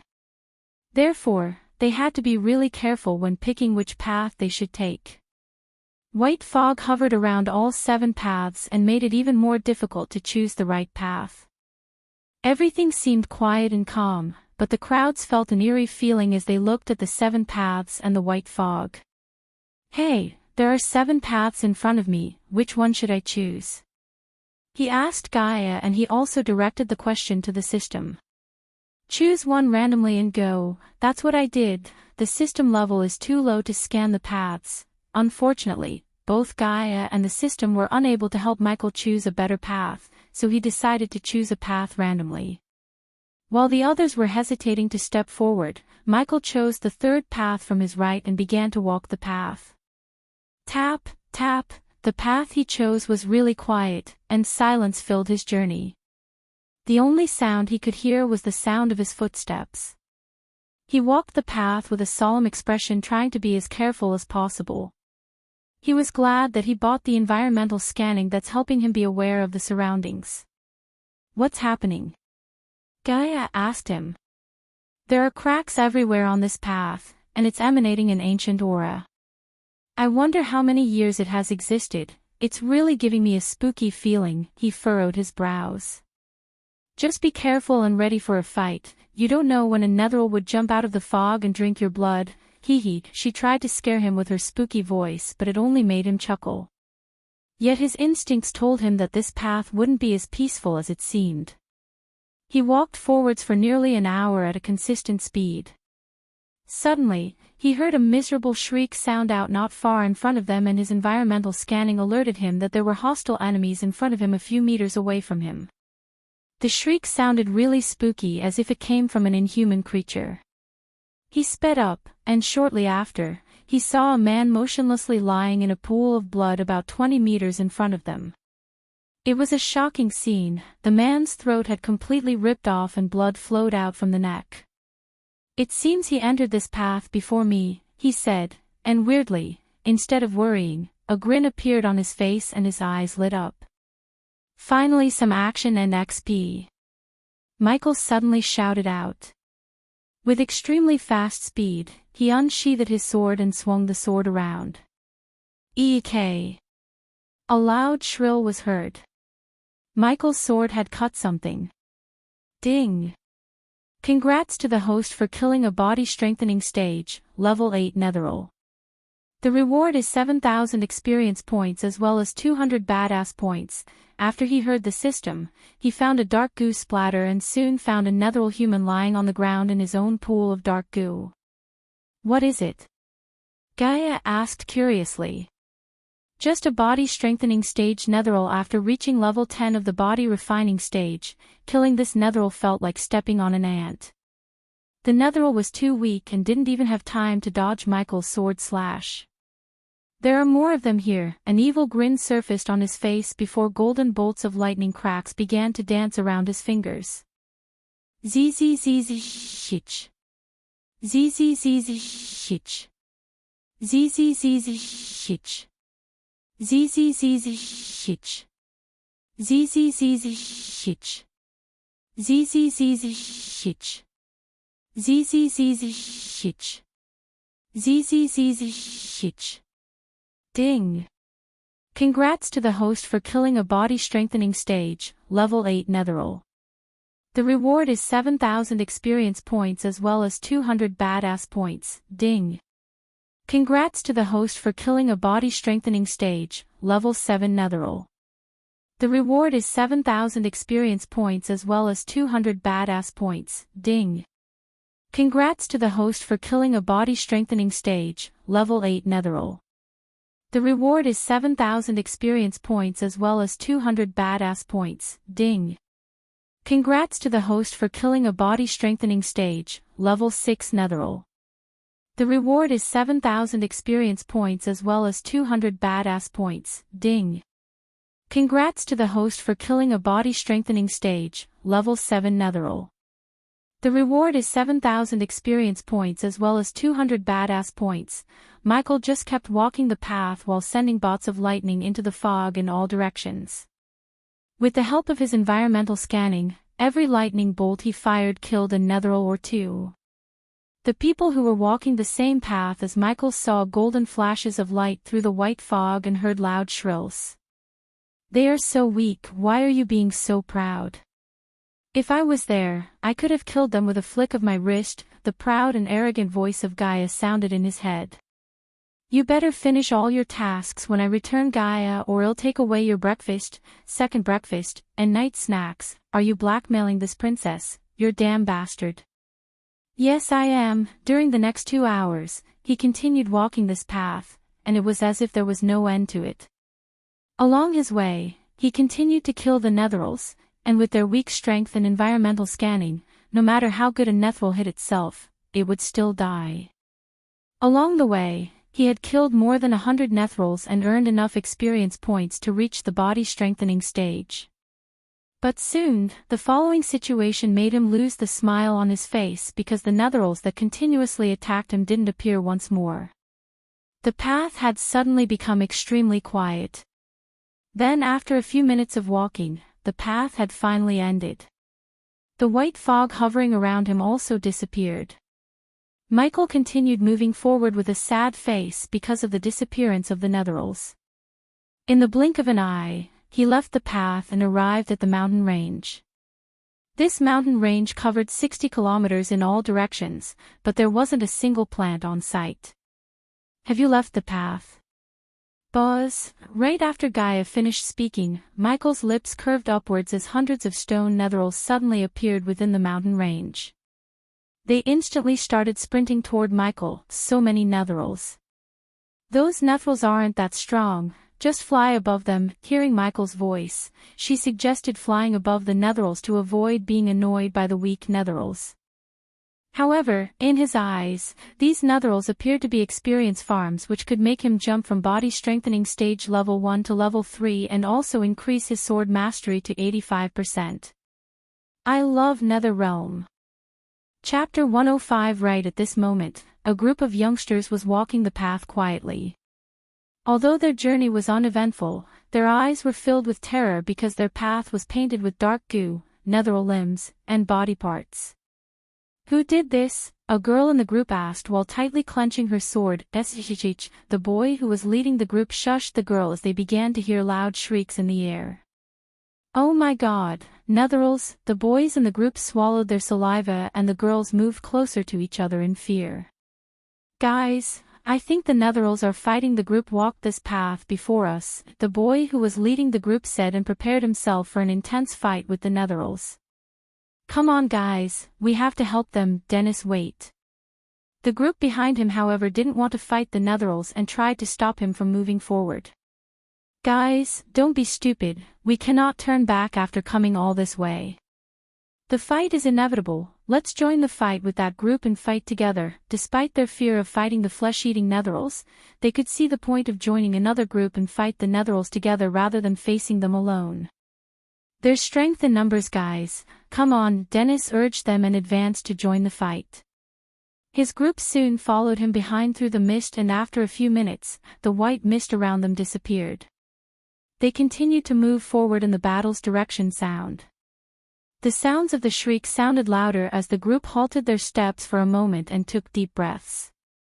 Are you guys ready? Dennis could see the battle is happening just around the corner and wanted to make sure his group is ready to face the netherals. Yes, they knew it's too late to turn back and wanted to face the netherals with courage and valor. Good, Dennis nodded and turned back, for glory. For honor. For Westview. The group dashed forward letting out high-pitched battle cries, however, their battle cries were cut short by the sight in front of them. Though the terrain was covered with grayish pebbles and ashen soil, the ground wasn't clear gray but blackish-crimson color. Their eyes were fixed on the netherals before them yet they lowered their weapons subconsciously. In front of them, they saw a mound of netherals. They stood still staring at the golden bolt of lightning moving around the netherals. Everywhere the golden lightning bolt traveled, they could see a netheral fall losing either its head or half of its body or both. Soon, the mound grew bigger by one or more inanimate netheral. This scene continued for another 10 minutes and the mound of netherals grew bigger and bigger. The group stood there with their mouths opened as they witnessed a mob of netherals being reduced to zero in a short amount of time. The very next moment after killing the last netheral, they saw the golden bolt of lightning slowing down transform into a black-robed youngster.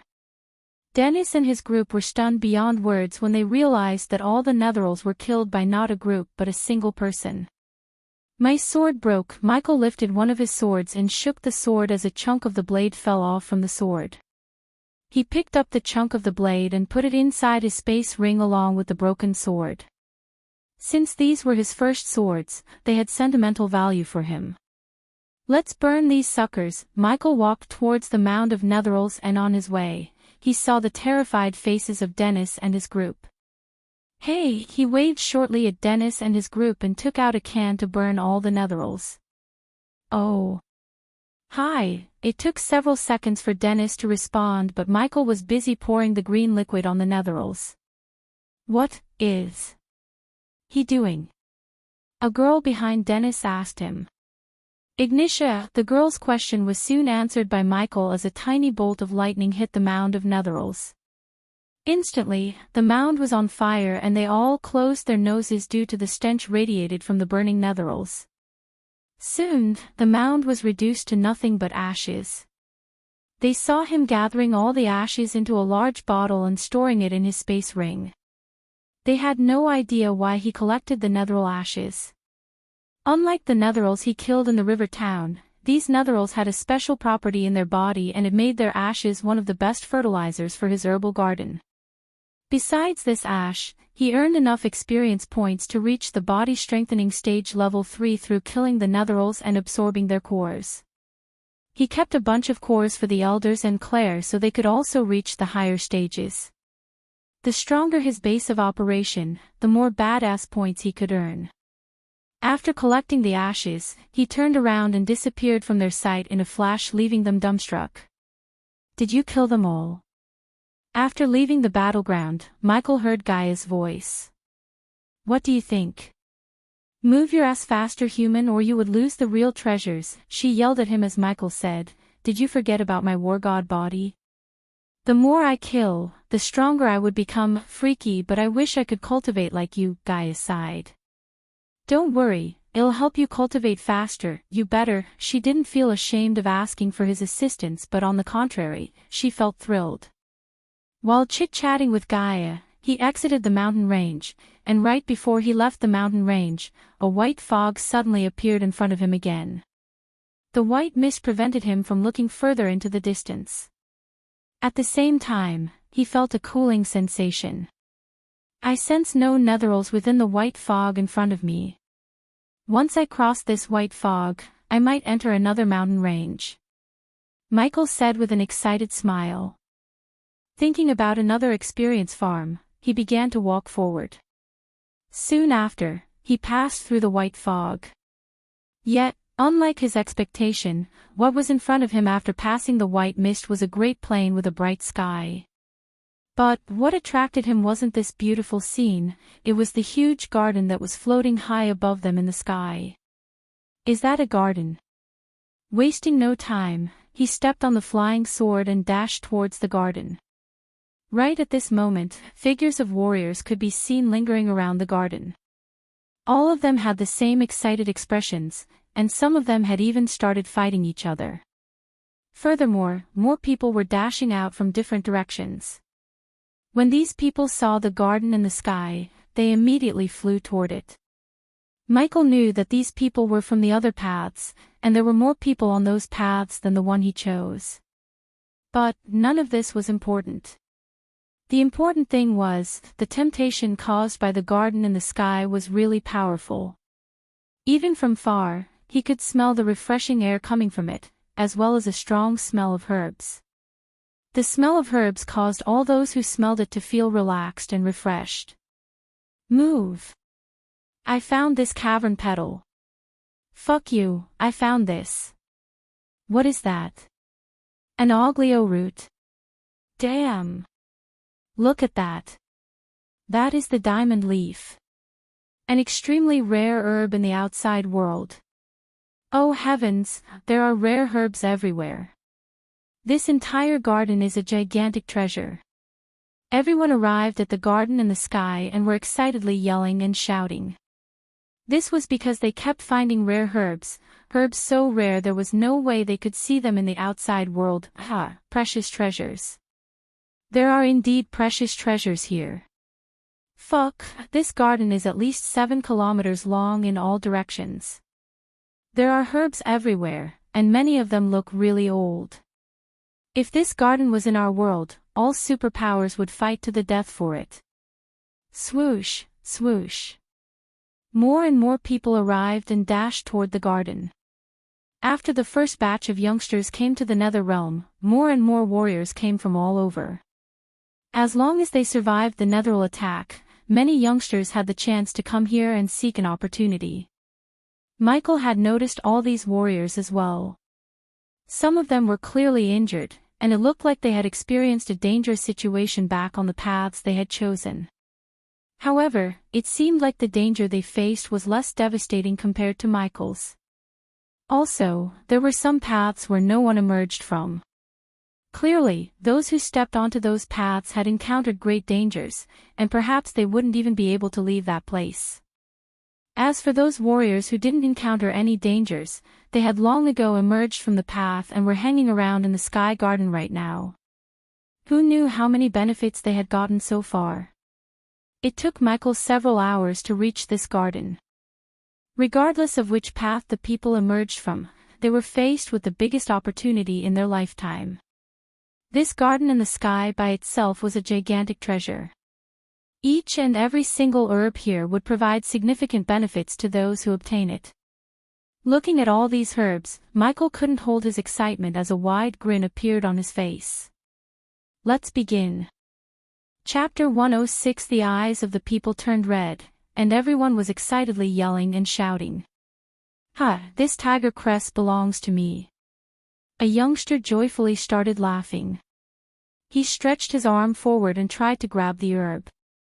However, right before his palm could touch the herb, a light curtain suddenly appeared and stopped his hand. At the same time, he was forced 3 steps backward. "Ha, idiot, all these herbs are protected by a defense mechanism. You won't be able to put your hands on them without breaking the mechanism first. All these newcomers are just idiots." Some people started laughing. Those who had arrived here first had discovered how it works. This is strange. Why are all these herbs protected by defense mechanisms? One of the youngsters near Michael glared at the herbs and wondered. Without it, do you think there would still be so many herbs here? Not to mention this is only a garden with a 7-kilometer circumference. Even a 70-kilometer circumference garden would be emptied in an instant if there were no defense mechanism. Every single herb here is protected by a defense mechanism, meaning we have to break the mechanism before we can get the herb.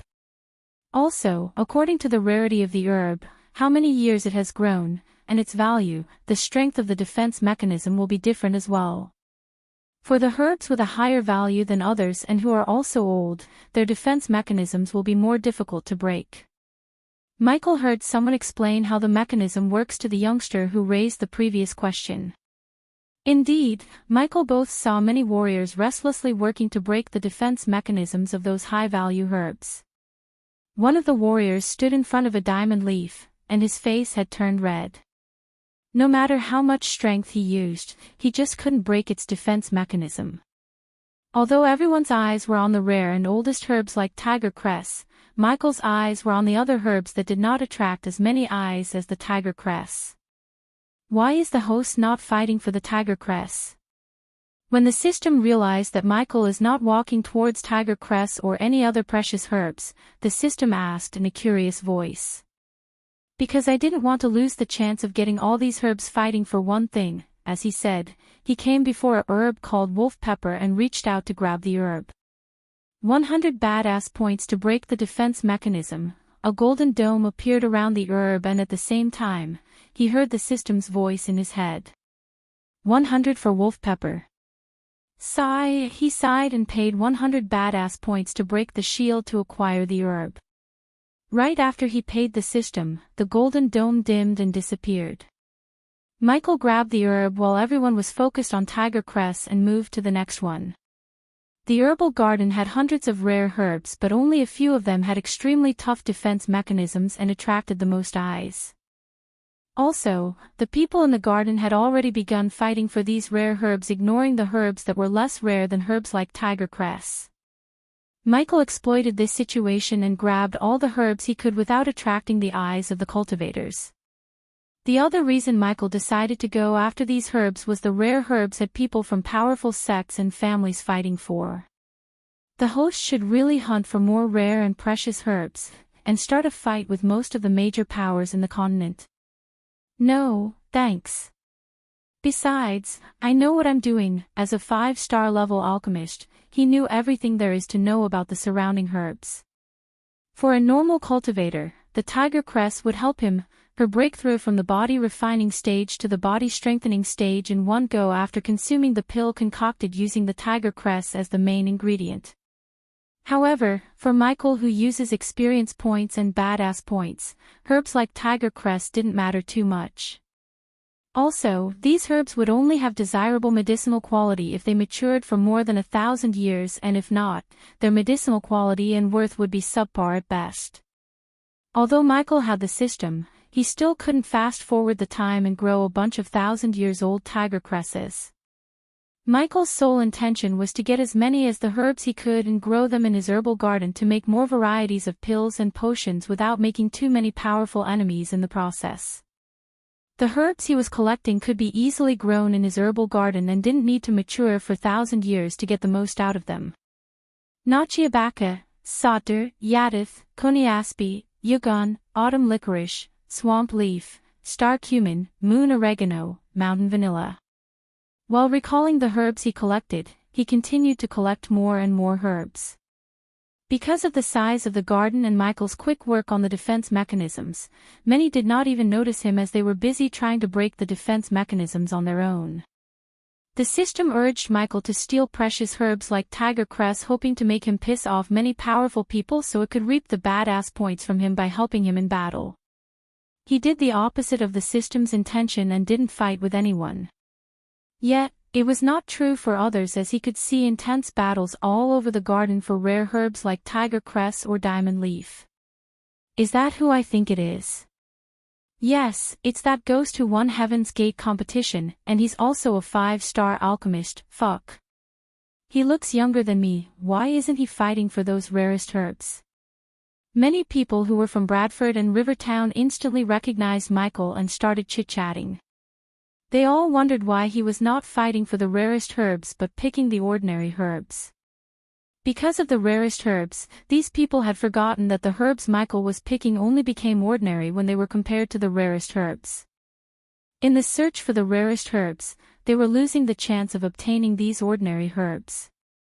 My herbal garden is going to be awesome. The more herbs he picked, the more he felt excited. He continued to avoid battles and collect herbs. Although the garden was massive, with the help of Lightning Dash, he covered a lot of ground and obtained hundreds of herbs. While he was obtaining these herbs, he also avoided many groups who were fighting for some herbs because the garden was so big and had thousands of herbs, there was no need for fighting. Michael's goal inside the Nether Realm was to collect as many treasures as he can without making too many enemies. He liked to grow stronger in shadows and only show his power when necessary until he became stronger than everyone else in this world. Now it's time for some money making. Oh, sounds fun. He grinned hearing Gaia's excited voice and walked towards the tiger cress where a large group of people was fighting over it. Tiger cress belongs to Morning Star, we found it first. I don't see you or your sect's name on the tiger cress. The tiger cress belongs to whoever breaks this defense mechanism. Yes, that's fair. All the major powers like Aragoth, the 3 big sects, and many prominent families in Elon continent were arguing over the tiger cress. I can break this defense mechanism. Suddenly the atmosphere became silent after Michael's voice reverberated the area. Everyone in the place turned their head and saw a black-robed youngster walking towards them with a small grin on his face. Who do you think you are? What makes you think you can break this defense mechanism? He's just an attention seeker. None of them thought Michael could break the defense mechanism and return to bitch about how to get their hands on the herb. You can stand here all day trying to break the spell or let me do it for you. Michael spoke again, but this time, his voice was louder and serious. Humph, do you really think you can break this mechanism? A disciple from Aragoth asked arrogantly. Let's assume you can break this mechanism, aren't you going to claim ownership of the herb? What if you can't break the mechanism as you said? They fired question after question at Michael as he just stood there with a smile. I know I can break the mechanism, and as for the ownership, I will sell the herb to the highest bidder. I will say this again, you can stand here all day trying to break the spell or let me do it for you. Whoever has the most gold coins will get the herb. Everyone stared at the tiger cress and Michael for a few moments before the arrogant youngster from Aragoth spoke. All right, if you can do what you have said, you'll be richer when we return to the outside world. Michael knew this youngster was making a threat, but he didn't mind his tone because he's going to break this defense mechanism with the help of the system. Step aside, people, it's time to crack this baby open. Chapter 107. Many people, including the ones who were trying to break the defense mechanism, dropped what they were doing and quickly gathered around Michael and the tiger crest. Some of them wanted to see whether or not Michael could break the mechanism. Some of them wanted to witness the entertainment of Michael getting his ass kicked in case he couldn't break the mechanism. Michael noticed all the various expressions, and thinking about the badass points he's going to get, he turned his focus on the tiger claw-shaped fruit before him. System, break this baby open. You have to pay the system 500 badass points. Michael's expression was neutral, but inside, he was cursing the system for its arrogant tone. Take it and break it, he said to the system inside. Following his command, he closed his eyes and pretended to be drawing shapes above the herb. What is he doing? He better breaks this defense mechanism. Is that Ghost of Rivertown? Ghost? The 5-star alchemist. Ding. Congratulations to the host for successfully being a badass. The reward is 300 badass points. Ding. Congratulations to the host for successfully being a badass. The reward is 100 badass points. Ding. Congratulations to the host for successfully being a badass. The reward is 300 badass points. Ding. Congratulations to the host for successfully being a badass. The reward is 100 badass points. Ding. Congratulations to the host for successfully being a badass. The reward is 200 badass points. People who went to the Majestic or from Rivertown recognized Michael when they saw him, and by hearing those people, many realized that the youngster in front of him was the famous 5-star alchemist of Bredia. Because of this recognition, he accumulated thousands of badass points in a flash without even actually breaking the mechanism or doing anything awesome. So he's that 5-star alchemist everyone was talking about. There was a hint of surprise in the eyes of the disciples of Aragoth, including the one who talked to Michael before. Creak. Right at this moment, the surprise in everyone's eyes turned into shock as they saw cracks appear on the golden dome's surface around the tiger crest. What the fuck? The heck? How did he? What? How many of the people were speechless as the number of cracks on the dome multiplied before shattering into bits of golden light. While everyone was in shock, Michael grabbed the herb in one hand and conjured his alchemical flames on the other. What are you doing? Don't. The disciples of Aragoth were the first to respond as Michael said, as I said before, you have to pay me for this herb. If anyone tries to do anything funny, I will burn this tiger crest to ashes. By looking at the green flames in his hand and the seriousness in his eyes, they knew he wasn't kidding. After a few moments, the youngster from Aragoth stepped forward, and this time, he wasn't as arrogant as before. We will honor our word. Aragoth will pay you 200,000 gold coins for this tiger crest. Morningstar will give you 300,000, Without even Michael stating the starting bid, the bidding war began between the rich youngsters. Golden Valley, 450,000, 550,000 gold coins, 600,000, 700,000 gold coins, plus we will hire you as our alchemist and pay you handsomely. Finally, the youngster from Aragoth raised his voice and placed his bid, and also, he sweetened the pot by making another offer. Morn Dash sold. Before even the disciples of Morning Star could place the next bet, Michael sold the tiger crest to Aragoth. The Morning Star sect, and he didn't have a smooth relationship because of his enmity between him and Selena.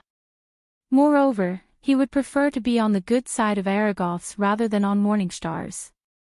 After knowing the history between the Order of Death and the Guardians, Michael realized that he would need powerful people with him to fight a giant power like the Guardian Guild. Unlike Noah, who antagonized many powers in Bredia, Michael preferred to work in shadows while making fewer enemies as possible. Then, with the help of the system and his planning, he would become stronger and build a faction strong enough to subdue all the sects and the major powers. In his path of world domination, he planned to make Aragoth his first ally through working with this youngster. Here you go. Michael tossed the herb at the youngster, and then, he reached out his hand. Ghost, happy to help Aragoth. Nathan Bradley of House Bradley. The youngster shook Michael's hand after giving a thought. Human, what the fuck is going on there? You sold what? Ignoring Gaia's frustrated shoutings in his ears, he smiled back at Nathan and shook his hand before turning his gaze towards the diamond leaf, which was another precious and rare herb in the garden. Why don't you give me one?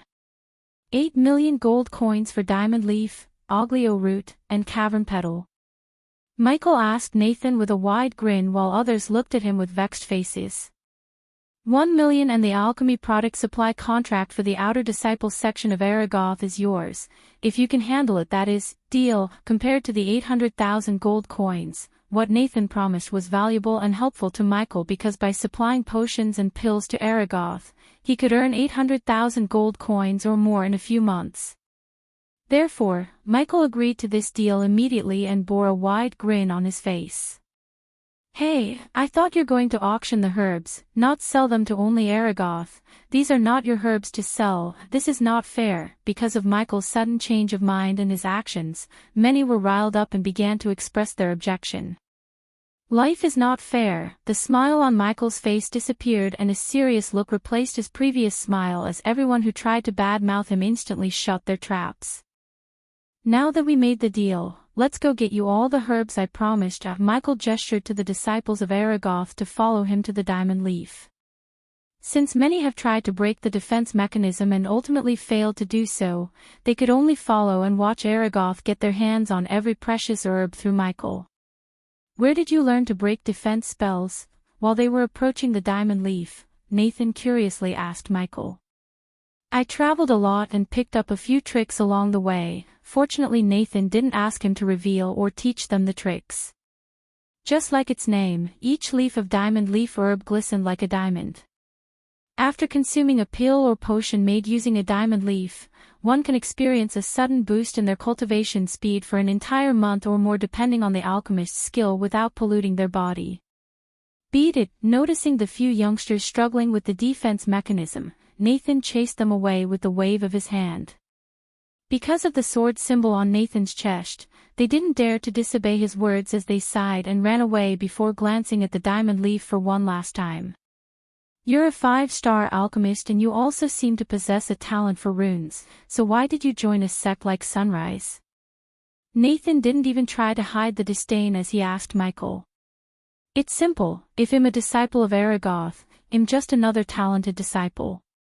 But in Sunrise, I'm the only one and I can do whatever I like whenever I like, Michael answered with a smile and continued, I value my freedom above anything, that's why I turned down the Guardian Guild when they asked me to join as their trainee or whatever. Again, Nathan was taken aback by surprise and shock as he stared at Michael speechlessly for a few seconds.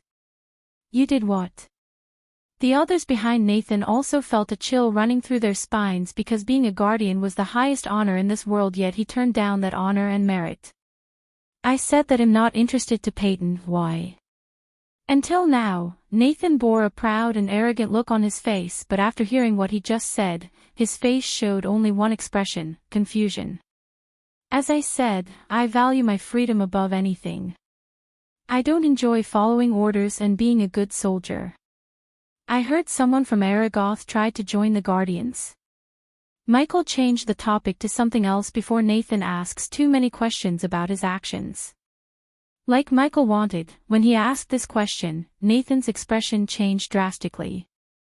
Yes, his name is Loden Ockelson. He was brutally killed by that Noah and his lackey in the Red Summit. Aragoth will avenge Loden by killing both of them. Good luck with that. Michael snickered inside because he had a feeling that Noah is not only being protected by guardians but also something or someone else. However, the more enemies Noah makes, the more allies Michael could have in the fight against him and the Guardian Guild in the future.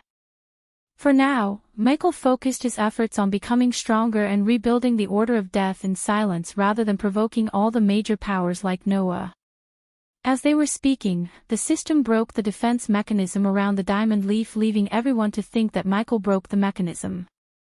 Here you go. Michael handed over the herb to Nathan and turned his gaze towards another herb. After taking the diamond leaf, Michael fastened his work before the nightfall approaches. He was able to see the people leaving the garden hastily. Looking at their actions, he realized that nightfall in the nether realm is not a joke and left the garden after setting the meeting place with Nathan to get the coins. This trip to the garden alone was worthy of his time as he gathered hundreds of herbs and earned a contract to supply pills and potions to one of the best sects in the continent, Aragoth. He couldn't wait to tell Gaia about all of this and surprise her. Chapter 108 Just as Michael was dashing towards a small cave, a bunch of netherals was feasting on a group of youngsters in the distance. Their shrieks sent a chill running through many spines who saw this scene. Michael ignored this and dashed straight into the cave, wasting no time. However, before he completely dashes into the cave, he saw a familiar ice spike penetrating through the netherals, saving some of the youngsters from being the appetizer for the netherals. The cave was small and had just enough room for him. Yet, this small cave was a sanctuary and a calm place to stay safe. Michael sat on the ground, and because of his full black clothes, he merged with the cave's darkness and one could not see him in the cave. This is mine. When he was just about to open the system's storage and count the herbs he collected, he saw a rogue cultivator rushing towards the cave. Leave, Michael calmly said as the cultivator halted his steps suddenly and looked closely into the cave. Yet, instead of turning his back and leaving the cave, the cultivator decided to step in and chase the previous occupant, Michael. Wind blast, whoosh. The moment he took another step towards Michael, a gust of wind sent the cultivator flung back like a kite without an anchor.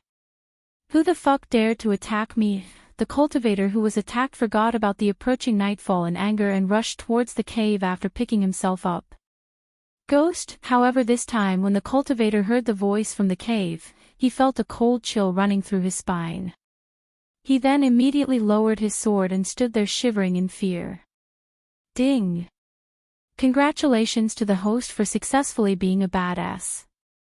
The reward is 100 badass points, ding. Congratulations to the host for successfully being a badass. The reward is 200 badass points, ding. Congratulations to the host for successfully being a badass. The reward is 300 badass points, ding. Congratulations to the host for successfully being a badass. The reward is 400 badass points. Forgive me, Master Ghost, I didn't know it was you. Don't kill me. Michael was surprised to see the cultivator dropping to his knees and starting to beg. He didn't expect a rogue cultivator like him to know his name. He just told his name so someone from the river town or someone who knows him would recognize the name and stay out of the cave as well as want the others. However, this rogue cultivator recognized his name and even went to the lengths to beg, made Michael pleased because finally, his legend has started to spread across the land. Leave, he hid his joy and said with a serious voice. Thank you, Master Ghost. The rogue cultivator groveled and ran as fast as he could from Michael's sight. It feels so great to be feared at, he thought to himself, and deep down, he craved for this feeling. Ever since he was little, he didn't root for heroes but rooted for the villains. This did not change even after he grew up. For example, his favorite characters were Sauron and Voldemort. His love for villains influenced him more than he realizes. Does the host fear Aragoth? Suddenly the system asked and surprised him. Why do you ask? He switched off the earpiece and asked the system. Because you could have taken all the herbs for yourself and showed that you're the boss, but instead, you gave all the precious herbs to Nathan and lost the chance of earning badass points, and also few powerful enemies. I'm not that guy, Noah, system. I know what you're trying to do, you want me to make more enemies and buy things from you to survive them. I don't know what you are and what your end game is, but you should have known this by now. I'm not suicidal and you cannot make me do anything unless I want to, he calmly explained. The system stayed silent because it knew Michael isn't easy to manipulate as it first thought. Now that the system stayed silent, he was able to count the herbs and plan his next movements.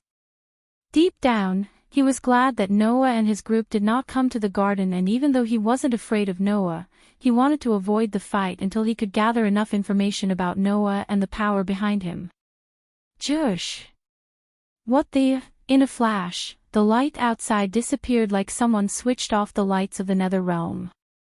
There was no dusk as it turned dark without a sign. When I was young my friend had an accord. I was kicked out without a record.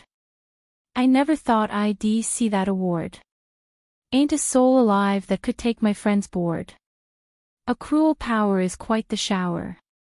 Thinking of death. Yes, thinking of death. When he switched on the earpiece, he was welcomed by Gaia's rap.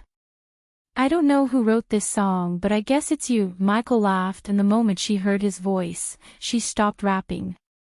Where the fuck did you go? She was annoyed when he went radio silent, and he listened to her singing made her feel even more annoyed.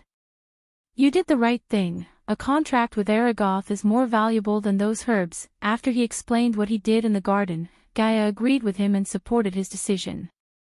Just when he was about to reply, the environmental scanning detected a hostile activity nearby. Hello, is this thing broken again? KRK, stop biting the earpiece. I'm sensing a Netheral horde nearby.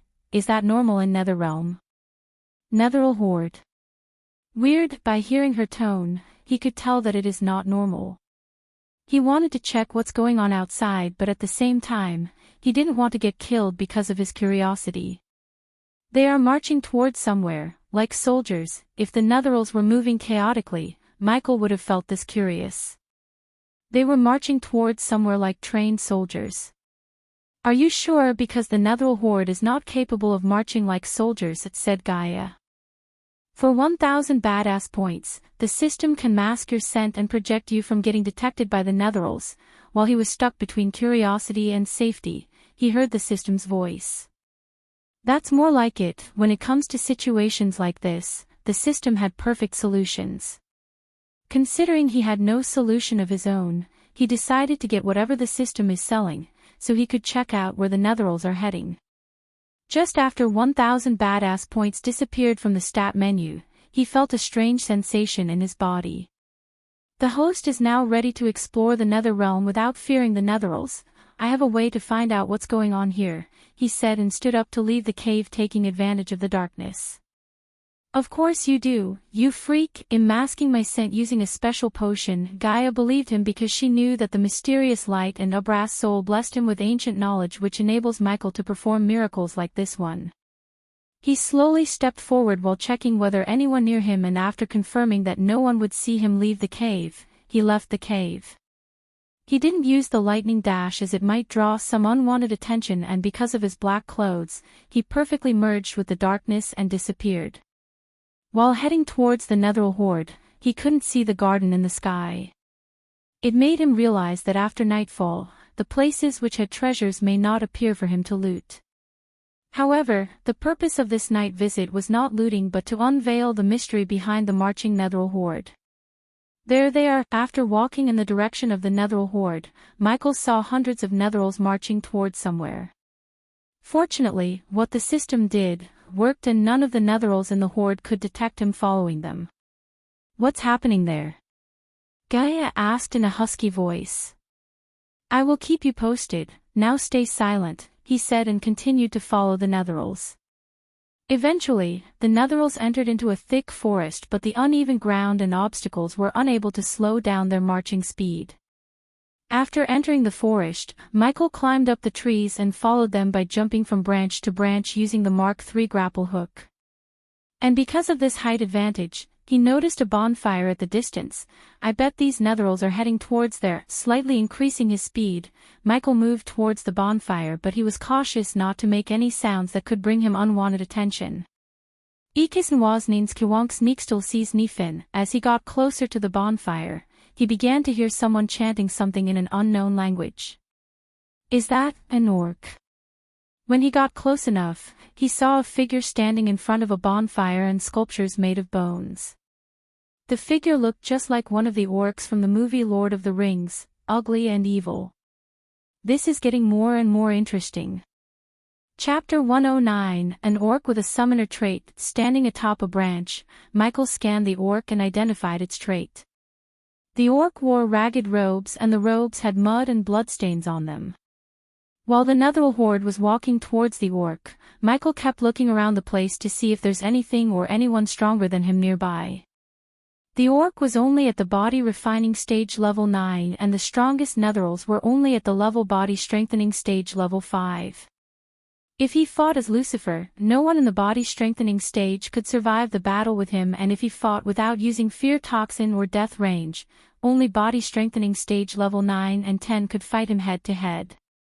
However, now that he had enough experience points to reach the body strengthening stage level 3, no one in the body strengthening stage could win a fight against him after he reaches the body strengthening stage level 3. As he was watching the orc from above, he saw a small journal in the orc's hands and realized the orc is chanting the lines in the journal. "Come my children, kneel before me." The orc's voice was rough and animalistic, just like in the movies. To Michael's surprise, the entire horde of Netherils kneeled down. "I did it! Ha ha ha ha ha!" The orc's mad laughter echoed through the silent hills and forest. In its eyes, Michael saw pride as well as anger. "Father, brother, I'll avenge you. Soon, I'll plague the world with undead and kill every single one in the Guardian Guild. This day gets better and better." Seeing the orc could summon and control the Netherils, Michael already planned to start a Netheril farm, and hearing that the orc has a hatred towards the Guardians was like a cherry on top. "System, can we take this orc outside without getting detected by the Guardians?" By looking at the wounds on its body and what it just said, Michael figured out that the orc's life is in danger. He didn't give a damn about the orc's well-being, but if he could save the orc from the Guardians, he could use the orc to level up rapidly. Therefore, he wanted to stop the orc from doing anything stupid like going to war with the Guardians and take orc to the Abyssal where the orc could stay safe and summon Netherils for him to kill. Plus, the Abyssal may be the safest place to summon Netherils without getting detected by the Guardians. Of course, Michael would make sure they won't find out anything about his little secret activity in the dark forest with the help of the system. Oh, suddenly Michael detected another presence nearby, and it wasn't a Netheril. When he turned in the presence's direction, he noticed a dark red-haired youngster rushing towards the bonfire with a long spear in his hand. "Is that the guy who was with Noah before?" Michael saw this youngster before when he dashed into the portal. He was with Noah and Alicia. An hour ago, inside a worn-out cabin, there was a group of youngsters sitting on the floor. "Damn it, Noah, I told you we should look for treasures instead of that orc." Norvin, the golden Babaru, curled up against Maisie's chest and complained. "I heard Ghost and some disciples of Aragoth picked all the rarest herbs in the Sky Garden." Abel sighed thinking about those precious herbs, and said, "Capturing that orc is our first priority, Abel. If we don't, there will be another Slyhaven massacre." Abel and the others didn't talk back after hearing Noah's serious voice, while only Maisie looked confused. "Big brother Noah, what Slyhaven massacre?" There was an awkward silence for a few moments before Alicia opened her mouth. Slyhaven was a village far away from Kethen. "A few weeks ago, someone summoned Netherils from this realm." "Why?" asked Maisie before Alicia could finish her sentence. "We don't know, but the Guardian suspects that the one who summoned them was practicing an evil ritual. The one who summoned picked two places and summoned the Netherils, Rivertown in Breedia and Slyhaven in Kethen. Apparently Rivertown was just a distraction to keep the Guardians away from Slyhaven," Abel said, gritting his teeth. "The Netherils attacked the village and massacred every single one of them. When the Guardians and the Baron's men came, it was already too late." Just by hearing the story, Maisie felt sad for the villagers, and then, her little face reddened in anger towards the culprit who summoned the Netherils. "Did you get the vile creature who was responsible for their death?" The ones who summoned the Netherils were 3 orcs. Peyton and Sonali killed the 2 of them, but the last one escaped. "We must capture the last orc and investigate it to know more about their plans and how did they manage to summon the Netherils from this realm to the outside world in the first place," Noah said, and before Maisie asked another question, he continued, "Guardian Captain Gerard believes the 3rd orc somehow entered the Nether realm, and since only body refining cultivators can enter here, we have to search and capture the orc before there's another massacre." "Oh, that's what you were talking with him," Maisie said as Noah nodded. "Big brother, you should have said this earlier. I will help you scour through this entire nether realm with you to find that orc." Maisie stood up as she put her hand on the chest and said. Noah smiled at the little girl. "I know you will, Maisie, big brother. What happened in Rivertown?" After hearing about the Sly Haven, Maisie wanted to know what happened in Rivertown because even though Abel said it was a distraction, she wanted to know what happened to the Netherals that went to Rivertown. "They were all killed by Ghost," Abel answered Maisie as Alicia scowled when she noticed a tinge of admiration in Abel's eyes. "He did not kill all of them, he just stupidly started a fight with Netherals without thinking about the people in Rivertown or waiting for the Guardians to arrive." "Do not admire him, Abel, he's a selfish bastard. You saw what he did to that man who tried to take shelter in the cave," Alicia spoke with a cold look on her face. "That's not what the Rivertown people think of him. They say he saved him from the Netheral attack. And also, I don't admire him, I just wish he doesn't turn up to be another bad guy. The world has enough bad guys as it is. I don't know he's bad or not, but he's definitely not a good person." "Stop it, Alicia. What did he do to you?" "You're just jealous that he's better than your sweetheart." The golden Bobberoo let out an evil grin and teased Alicia. "Shut up, monkey. I'm sure big brother Noah can kick his ass any day," Maisie proudly said as everyone turned their gaze at Noah to hear his answer. "I honestly don't know. After seeing him kill a group of youngsters on the Phoenix Island and how he vanished after facing Julius, Noah wasn't sure that he could defeat him. Deep down, Noah knew he's a better swordsman than him, yet Noah also knew that it's only temporary as Ghost doesn't have what he does. "You're just playing with me, big brother. I know you can beat him. Hell, if I get the chance I'll show him who's the boss." After the fight with the Lane family and the pills and potions gifted to her by Noah, she was able to reach the body refining stage level 8 in a matter of days. Coupled with her cultivation level and her innate ability, she was damn confident that she could face any body refining stage cultivators except Noah and Alicia. In her eyes, only Noah and Alicia were powerful and people like Ghost are just overrated. Noah just smiled and didn't answer Maisie as he was thinking about the orc. His train of thoughts was stopped when he saw Abel stand up to leave the cabin. "What are you up to?" asked the golden Bobberoo. "Did you forget what I said to you before?" he said and showed his wrist to the monkey. On his forearm, there was a star-shaped mark, and in the darkness, it glistened. "This is the mark of God.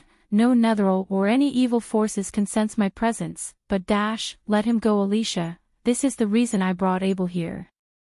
Only he can go search all the caves and shelters for that orc." Noah interrupted Alicia.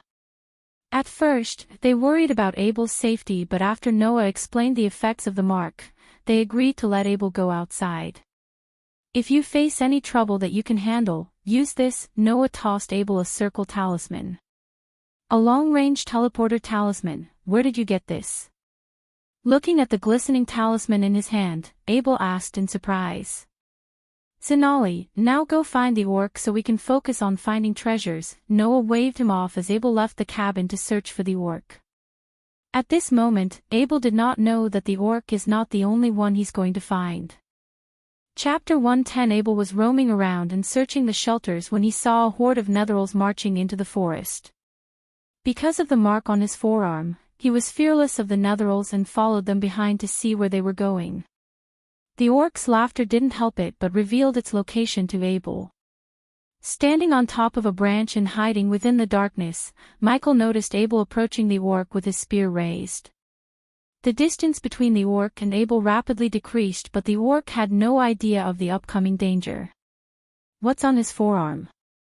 Michael frowned, looking at light radiating from Abel's forearm.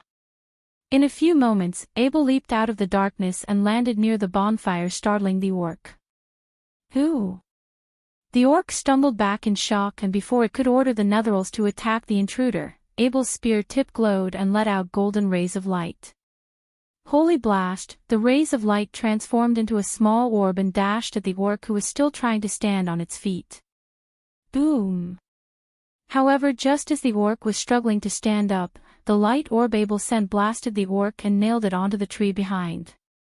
"You will pay for all the lives you took, you filthy miscreant." Abel's eyes were filled with rage.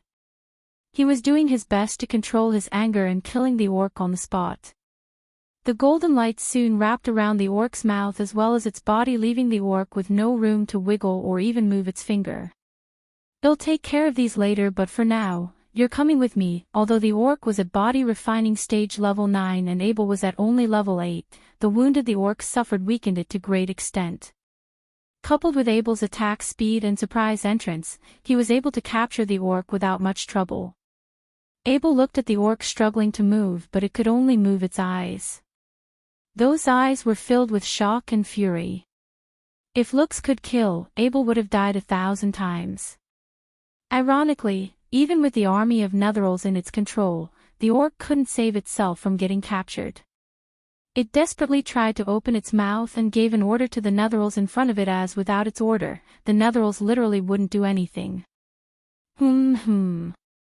Suddenly Abel noticed the change in the orc's eyes. Previously they were radiation, anger and shock, but now, they were wide and filled with immense terror. He saw the orc wildly wiggling its body to escape, as Abel could tell the orc's gaze is not on him but on something behind him. Puff! Just as Abel was about to turn back, the bonfire doused out as the surrounding turned pitch black. What? In the darkness, Abel saw a pair of red eyes looking at him. With no control over his body, he began to shiver and feel overwhelming fear. "Leave, the orc is mine." Abel's heart skipped a beat when he heard the unearthly voice and stumbled back. His meditation to keep himself calm despite the situation started to fail him as he couldn't stop being afraid of the red eyes before him. Nonetheless, Abel mustered all of his courage to fight his fear and screamed. Soon, the tip of the spear glowed again, and in the light, he vaguely saw the red eye's face. The orc shook its body and fought to escape the light shackles. The skinless face, red eyes, and ghostly voice freaked out the orc and wanted to escape before the red eyes changed their focus towards it. Thud. Thud. Thud. Because of Abel's lack of concentration on the shackles around the orc, they became slightly weaker and gave enough room for the orc to smash its head against the tree. Michael, who was in his Lucifer form, was surprised to see Abel fighting the fear toxin's effects. Michael gave Abel the chance to escape, but if Abel decided to fight, he had no problem killing Abel. "The orc is whoosh." Michael's words were abruptly stopped by Abel's spear throw. Abel was fast, but Michael was faster. When the spear was just an inch away from him, he caught the spear. "So you've chosen death." Abel's eyes went wide in shock, looking at the spear helplessly vibrate in Michael's hand. He tried to summon the spear back to him with all his remaining courage, but the spear couldn't escape the clutches of Lucifer. "Who are you?" Abel asked while trying to crawl back in fear. He tried to see the red eye's cultivation level, but shockingly, he was unable to. Death range. Michael knew people like Abel would have something up their sleeve, so he instantly activated the death range, which would make him 35% stronger and faster inside the range. Right after he activated the skill, Michael overpowered the spear completely as the spear stopped trembling. Looking at his weapon surrender itself, Abel knew he couldn't fight the being in front of him. While fighting against the overwhelming fear in his heart with his last bit of courage, he tried to take out the teleportation talisman that Noah gave him. "No, you don't." Michael was glad he activated the death range when he saw Abel take out something. Thanks to the death range and the speed boost, he was quick enough to prevent Abel from using the item by throwing the spear at Abel. Polch! The spear soared through the darkness and struck Abel on his shoulder. The teleportation scroll slipped away from Abel's fingers as Michael dashed at Abel to finish the job before he could use something else or Noah and his group arrive. "Noah, will come Polch." Before Abel could finish what he was about to say, Michael took out the spear from Abel's shoulder and stabbed him through the chest.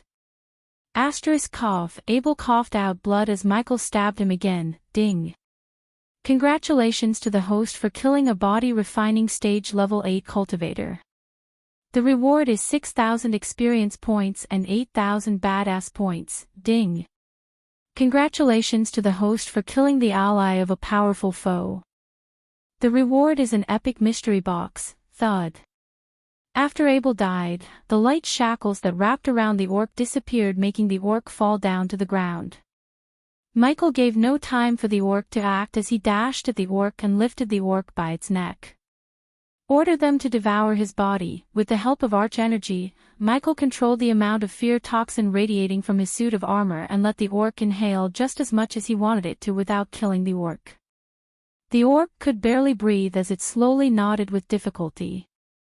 Eat him. The very next moment the orc uttered these two words, the netherils came back to life again and swarmed around Abel's body like a pack of hungry vultures around a lump of juicy meat. In mere seconds, they chewed through Abel's body and even ate most of his bones. Looking at the few reading bones of Abel, Michael didn't regret his decision to kill Abel a bit because he gave Abel the chance to escape, but it was he who chose to fight and ultimately die. He then turned his gaze back to the orc. You can either die here with him or come with me to live. Your choice. Don't kill me. The orc could barely speak these words, and after grinning behind the skull mask, he activated the lightning dash and disappeared from the area, taking the orc with him. Michael didn't stop running until he put a few miles distance from where he killed Abel. He also didn't forget to store Abel's spear in the system store before scanning the spear for any hidden traps. As far as he was concerned, he didn't leave any evidence that could identify him as Abel's killer. Soon, the gates to the nether realm would close, and after that, the name Abel would be lost in the time. Michael stopped at a place where he was sure that there's no one around them. He and the orc reached a deserted cabin in the middle of the forest. Thud. Michael threw the orc onto the wall and watched it stand up with difficulty. He stopped using the fear toxin on the orc and let it breathe the fresh air for a change. What are you? The orc asked and stood on the corner still shivering in pain. You don't need to know that just yet. He wanted to know more about the orc before revealing his identity. Of course, he wouldn't reveal his identity as Ghost. You summoned those netherils to attack River Town. By connecting the dots of controlling the netherils, the orc summoner trait, and the wounds on its body, he guessed the orc might be the sorcerer who was chased by Selena and Alex. You lie, you die, Michael warned the orc before it could spin a web of lies. The orc stood on the corner swallowing the saliva in terror as it even avoided looking directly into his red eyes. I just helped my father and brother. The orc surprised Michael with this answer, and by looking into its eyes, he could tell that the orc wasn't lying. Tell me everything. Chapter 111. For the last couple of minutes, the orc told everything Michael needed to know. According to the orc, he was named Dalar and he belonged to a long line of summoners, a faction called Deathwakers. The orc said his father and brothers were the ones who summoned the netherils, but he also said they did that as an experiment and not to attack anyone. Obviously, Michael was not a fool to believe the last part, yet he chose not to cross-question the orc because he didn't bring the orc here to punish him but used the orc to level up quickly. As for the enmity between the orc and the Guardians, the matter was simple. The Guardians chased and killed Dalar's father and brother as well as all their family, including little orcs. Dalar said he was learning summoning from his father and brother to build a kingdom unifying all the orc villages that were scattered throughout the continent. He somewhat believed Dalar because he did see Dalar let out mad laughter after summoning the netherils, showing Michael that it was Dalar's first time summoning netherils. Besides, if Dalar was an expert in summoning netherils, he would have summoned stronger netherils. In his path to world domination, he knew the Guardians would stand against him. Therefore a fight with the Guardians was inevitable, and if Dalar could help him in the fight, he would let Dalar live to serve him as his subordinate. You can't win the fight against the Guardians. You almost died back there, and he was only a friend of a trainee Guardian. Now tell me, Dalar, do you really think you have the chance against the Guardian Guild? Despite their look, Bork was generally an intelligent race, so Dalar could understand the power gap between him and the Guardians. Now that the entire Guardian Guild was searching for him, Dalar realized that he needed someone powerful enough to protect him, and the being in front of him looked more terrifying than any Guardian he had met. Serve me well and you'll not only get to see the Guardians destroyed but also get a kingdom for your race. There was a glint of surprise hidden within Dalar's eyes, but also doubt and suspicion. Will you serve me as my subordinate? Asked Michael. Considering he couldn't threaten the orc to be his subordinate, he had to offer Dalar something and make him agree to be his subordinate willingly. Warning. Warning. Warning. Warning. Warning. System. Error. Omega. Threat. However, the next moment, Michael's vision completely turned red and the system was screaming inside his mind. He instantly opened the system and saw the multiple warnings in the interface. System, what's happening? His heart was beating rapidly because, without the system, his plans and path to domination would take a huge hit. Need 1,000 points to system reboot. Take it. He didn't think the system was faking it, but it sounded like screaming in pain. Soon after he gave permission to the system, his vision turned blank and the system's interface faded away from his sight. System back online. A few seconds after, the familiar system interface appeared before him and only then he heaved a sigh of relief. What the heck was that? System level is too low to answer the host's question. System recommends the host not to make Dalar his subordinate. Why? System level is too low to answer the host's question. Weird, the system's behavior puzzled him. Dalar was indeed a powerful ally, but he wasn't worth the trouble if making him a subordinate would mess up the system. Although Michael wouldn't be able to see Dalar's loyalty if he didn't make him Dalar his subordinate through the system, he didn't require Dalar's utmost loyalty to use Dalar's summoning ability. However, unlike Gaia, he had to keep Dalar under his sight all day to make sure the orc doesn't plan anything on his own to rebel or betray him. For that, Michael decided to keep him locked up in the abyssal and keep him under surveillance. I will, my lord. When Michael closed the system, he saw Dalar stepping forward and kneeling down in front of him. Very good, as he said, Michael bought a syringe and stabbed Dalar in his neck. Ah! What dash? You said you opened up a secret portal to come here. Open up the portal again and go to the dark forest's border. You'll meet my second in command and she will give you the antidote or you'll die in 6 hours. Dalar stumbled back again and felt a cold chill running through his spine.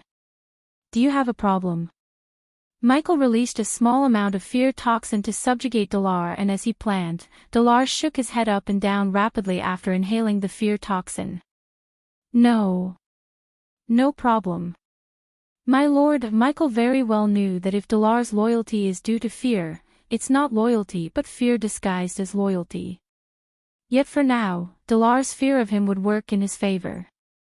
Now leave, he ordered Dalar when he noticed the cultivation masking function had only a few minutes left before it stopped working and revealed his cultivation level. Therefore, Michael urged Dalar to leave his sight because he didn't want to reveal his cultivation level to Dalar. Yes, my lord, because Orc had natural healing ability, the wounds he suffered almost disappeared and Michael did not need to give him a healing potion. Dalar picked himself up and quickly ran away from the cabin to open up the portal and reach the dark forest before he dies. After he saw Dalar disappear from his environmental scanning, Michael also left the cabin and dashed towards the cave. On his way to the cave, he transformed from Lucifer to Ghost. The night was still dark and silent when he reached his cave. Inside the cave, Michael instantly opened the system and bought another set of suit of armor for Gaia. The armor was exactly like his Lucifer armor except he asked the system to change the armor to fit her body. He also bought another black mask for her to hide her face. Due to the changes to the armor, he paid extra 1,000 badass points, but it was worth the points and he couldn't wait to see Gaia in her new suit of armor.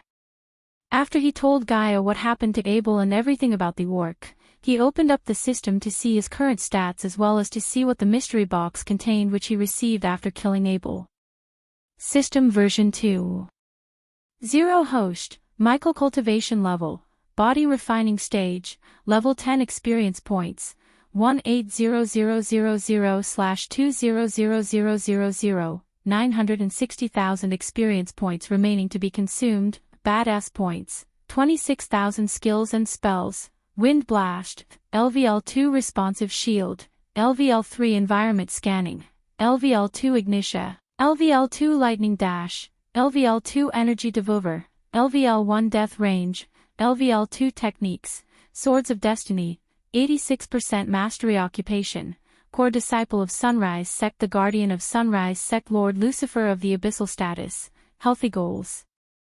Control the World, Rebuild the Order of Death, Utility Function, Banker, LVL2, Ratio, 1000 Gold Coins, 5 Badass Points, Wealth, 685,000 Gold, Special Trait, 5-star Alchemist Subordinates, Gaia, Loyalty Level 95%, Base of Operation, Sunrise Sect, the Abyssal System. Open that mystery box. He was excited because the system's gift box would have something extremely valuable or useful to him.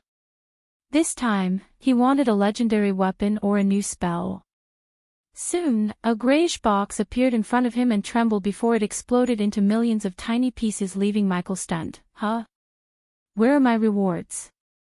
However, soon, he saw a white spot on his environmental scanning map, just like the time when the system marked the Book of Abyssal during the Phoenix Manor auction fair. Surprisingly, the location was not out there in the outside world but the Nether Realm. A point of interest there. I wonder what I would find there. Oh, speaking of locations, the system, can you scan the Nether Realm and reveal me the treasures in here? System level is too low to scan the Nether Realm. But the system can tell you that treasures wouldn't appear during the night time. Bad luck. I was planning to steal all the treasures overnight. Michael sighed, thinking that his plan won't work, but still, his unlimited system storage space gave him the absolute advantage over everyone. System, after I killed that guy in the forest, you said I killed an ally of a powerful foe. By a powerful foe, did you mean Noah? System level is too low to answer the host's question. Oh, come on. Can you at least tell me yes or no? The system went radio silent hearing the question, and Michael could only sigh and hope to receive an answer after he upgrades the system to the next level. For now, he decided to let the matter rest as he wanted to go check out the location that the system gave him as a gift. Meanwhile, somewhere else, Noah and his friends were waiting for Abel to return, but they did not know that Abel had just left this world. By killing Abel, Michael started the Age of Darkness as the Dark Lord. How far would Michael go in the path of darkness to achieve his goals? How many innocents is he going to kill in the process of becoming the ultimate overlord of this world? Chapter 112. Stop it, stop it. That is mine. Maisie shouted out loudly and lashed out of the thick forest into a lush grassland. At the same time, a sound echoed from the front. The sound was coming from a puppy that was injured as it limped while it ran. A group of youngsters was chasing after the puppy, and Maisie and Alicia were chasing behind them. However, those youngsters completely ignored Maisie. Instead, a pair of archers turned around and faced Maisie as they knocked their bows and released several arrows towards her and Alicia, all the while maintaining an eye on the puppy. Shoo! Shoo! At the same time, a pair of cold steel arrows darted in the air and made a whooshing sound as it soared threateningly towards both girls. Shit! Where did these bloody thieves come from? I'll kill you all. Maisie was enraged. Alicia knew she couldn't control this little girl as she decided to let Maisie deal with these guys. Besides, she was more concerned about Abel and Noah, who went to search for him. Tightening her fist, she leaped into the air and she charged towards the pair of archers. Their faces turned serious as they retreated hurriedly. At the same time, they shouted out to their accomplices, "Kill them first before we decide what to do with that." The few of them listened to the instructions and hurriedly turned to Maisie in an utter surprise of his skills. A man held onto a sharp spear as he cast a glance at Maisie and Alicia and spoke out in shock, "What the heck? That kid's a body refining level 8. Let's just kill the kid and her friend and get the real prize." Boom. Boom. Boom. The pair of male archers and Maisie exchanged several blows. Their faces were grave as they spoke out in fear, "Don't underestimate her. She's strong as fuck. Luckily, we managed to dodge her blows just by an inch. If not, we would have been fucked." Oh. The three of them listened to his words and cast their gaze at Maisie. Looking at all their gazes turned towards Maisie, Alicia frowned because, among the group who were chasing after the puppy, 5 of them were body refining stage level 9. The pair of archers were in the 8th level of the body refining stage. The rest of them were level 8 body refining stage cultivators. Their combined number was 20, and Maisie and she had no chance of surviving the battle without Noah with them. Initially, only Maisie and she were chasing the puppy, but because of the disciples from the Broad River sect who couldn't keep their mouths shut, many rogue cultivators joined the fight for the puppy. "You go after our prize and we'll deal with them." After giving the order, the rest of the group blocked Maisie and Alicia's path. Maisie's face turned red in anger as she kicked the ground and spoke out loud, "I was the one who found it first. The rest of you started chasing it without saying anything and wanted to steal it from me. Run away before it'll break all your bones." All of them listened to the little kid speak and paused for a second before bursting out into intense laughter. "Break our bones. Ha ha ha. That's hilarious. You two seem to be one of those freaks of nature. We get it, but look how many of us are here. You can't win this fight. It was us who saw it first, and it was you two who's trying to steal it from us. Besides, so what if you saw it first? This is Nether Realm, not your house. Even if you came from a big and powerful family, you are nothing but a chicken waiting to be slaughtered here." Alicia tried to stop Maisie before she does something rashly, but the little girl was too cocky. "Fine, well, do this the hard way then. Do you wish to battle us alone or together? I suggest all of you attack together so that I could go and break your underling's hands before he puts his dirty hands on my pet." The group paused again in shock at her big words. Their mouths were wide open like fools before they burst out in laughter again. "Ha! I didn't hear wrongly, did I? Did this kid ask us to attack them all together? Hee hee. Kid, please don't assume that just because you've reached the body refining stage at this young age, you are unrivaled in this world. You should have taught that kid to keep her mouth shut, girl. People who think too highly of themselves will always meet their doom sooner rather than later. Clearly, your time to die isn't very far away." As they finished speaking, the few of them had mocking looks on their faces as it turned to cold laughter as they began their assault. Maisie's eyes squinted as she laughed coldly as well. "Don't worry, my death date is still very far away. However, for the rest of you, you already have 1 foot into the realm of the dead." Alicia knew it was too late to back off as she prepared to fight off them and hoped Noah would come to their rescue. At this moment, she missed having Noah's pills and potions to boost their power level. "Ha! What a sharp tongue you have. What an ignorant fool. Kill them." "Good." The man and woman duo acknowledged before casting their spells. Their flying swords flew up into the sky and circled around their heads before conjuring a flaming ring that hovered just above them. They both pointed towards Maisie and Alicia in unison. The pair of archers took several steps back in order to gain some distance. They summoned their arch energy to their hands and prepared to fire arrows. Boom! Just as the two sides about to clash, a body came back flying while spurting out blood all over them. The body collided heavily with a boulder, some distance away, and the collision force left deep cracks onto the boulder. The sudden appearance of the body caused the ring of fire to disperse. Everyone including Alicia and Maisie stared at the headless body as one of the archers screamed out in horror, "It's Bowen." Ghost. While the group was staring at the body, Alicia looked up to see Michael walking towards them. She also saw Maisie's pet sitting comfortably on his shoulder. Soon, one by one, everyone turned their gaze away from the body and noticed Michael. The man wielding the spear had an ashen look as he cast a glance towards Michael. His face showed both fear and shock. "Did you kill him?" The pair of them spoke out furiously through gritted teeth as they nocked another arrow. Michael's face was bright as a day because he had found it, a little baby dragon. Yes, the puppy they were chasing was not a puppy but an actual baby dragon. Only Maisie and few others recognized it as a baby dragon, while many others thought of it as a rare magical beast cub. When Michael reached the system-marked location, he saw the baby dragon crying for help from the clutches of Bowen. The next and the last thing Bowen saw was just a flash of light before his head was separated from his shoulders. Michael then gently picked up the dragon and saw the wounds on its body. He immediately gave the baby dragon the healing potion and even gently poured it into its mouth. The baby dragon didn't feel any ill intentions from him, and after he cured its pain and made it feel safe, the baby dragon licked his face and wrapped its tail around his neck. Besides, he bought a piece of meat that the system recommended to him and fed the baby dragon on his way to kill everyone who tried to harm his dragon.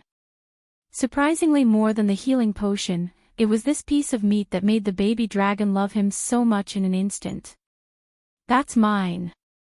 Michael suddenly heard a childish voice and looked down to see a little girl raising her fist. Only then he saw Alicia, and although he didn't show any expression on his face, he was surprised to see Alicia. "Let me guess, another heaven-defying genius friend of Noah." Michael sighed inside as the archers shouted at him again, "Answer the question, did you kill him? Are you stupid?" "Of course I did," Michael mocked the archers. His answer and the way he answered pissed off the entire group as the archers released the arrows. However, even before the arrows could reach him, they saw him disappear from their sight. Every one of them froze in shock, and in a blink of an eye, they heard a sword-slashing sound, and the ones who stood beside the archers felt a hot splash of blood hit their faces. Pooh! Pooh! The pair of archers fell to the ground as their heads rolled off their bodies. Ding! Congratulations to the host for killing a body refining stage level 8 cultivator. The reward is 6,000 experience points and 800 badass points. Ding! Congratulations to the host for killing a body refining stage level 8 cultivator. The reward is 6,000 experience points and 800 badass points. The next moment, he returned to the place where he stood before killing the archers. "You're dead meat. You dare to kill my Broad River sect brothers. You're finished." The man wielding the spear stopped in his tracks and glared at Michael in rage. "Blood River sect.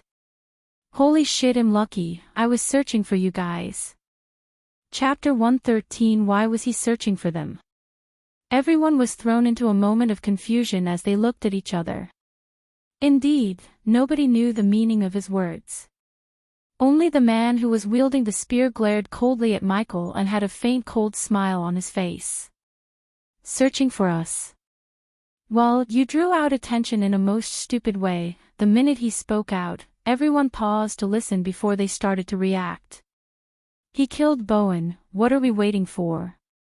Damn it, that's our baby dragon. Catch him. Let's show him what would happen to those who mess with the Broad River. Die." In that instant, even without their leader to instruct them, the Broad River sect disciples rushed towards Michael with faces of evident rage. "Stop!" However, their steps were halted by Michael's voice, and although he spoke quietly, the arch-energy made his voice sound loud. "What?" the spear-wielding man and the archers asked Michael, while Alicia looked at him curiously to see why he asked them to stop. "Why did you scream die before attacking?"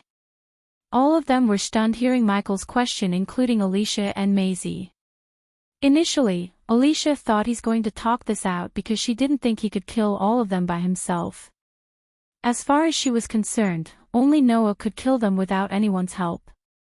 The Broad River disciples and their lackeys stared at him for a few seconds before gritting their teeth in anger because they thought he was mocking them. "Die! What did I just ask you?"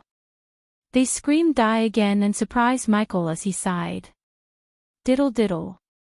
Just like before, his body disappeared from their sight in a form of a flash of lightning. Who is he? Although he's a body refining stage level 10, he can't beat all of them. He seemed familiar. Meanwhile, those who were watching the scene from the distance wondered.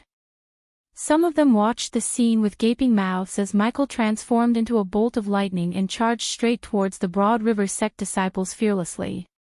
"We are so little." For a few seconds, Alicia and the others heard slashing sounds and saw the bolt of the lightning dash around the disciples before witnessing Michael return to his previous position. The spear-wielding man and the few others saw their friend stand in their running posture like statues, and before they could realize what just happened, their bodies fell apart from within. Yuck. Shit. Ah. Looking at the organs and chunks of body parts, some of the onlookers threw up on the spot while some looked pale. They didn't see Michael swing his sword, but they all now realized that he cut them like a piece of meat and he was too fast to see his motions.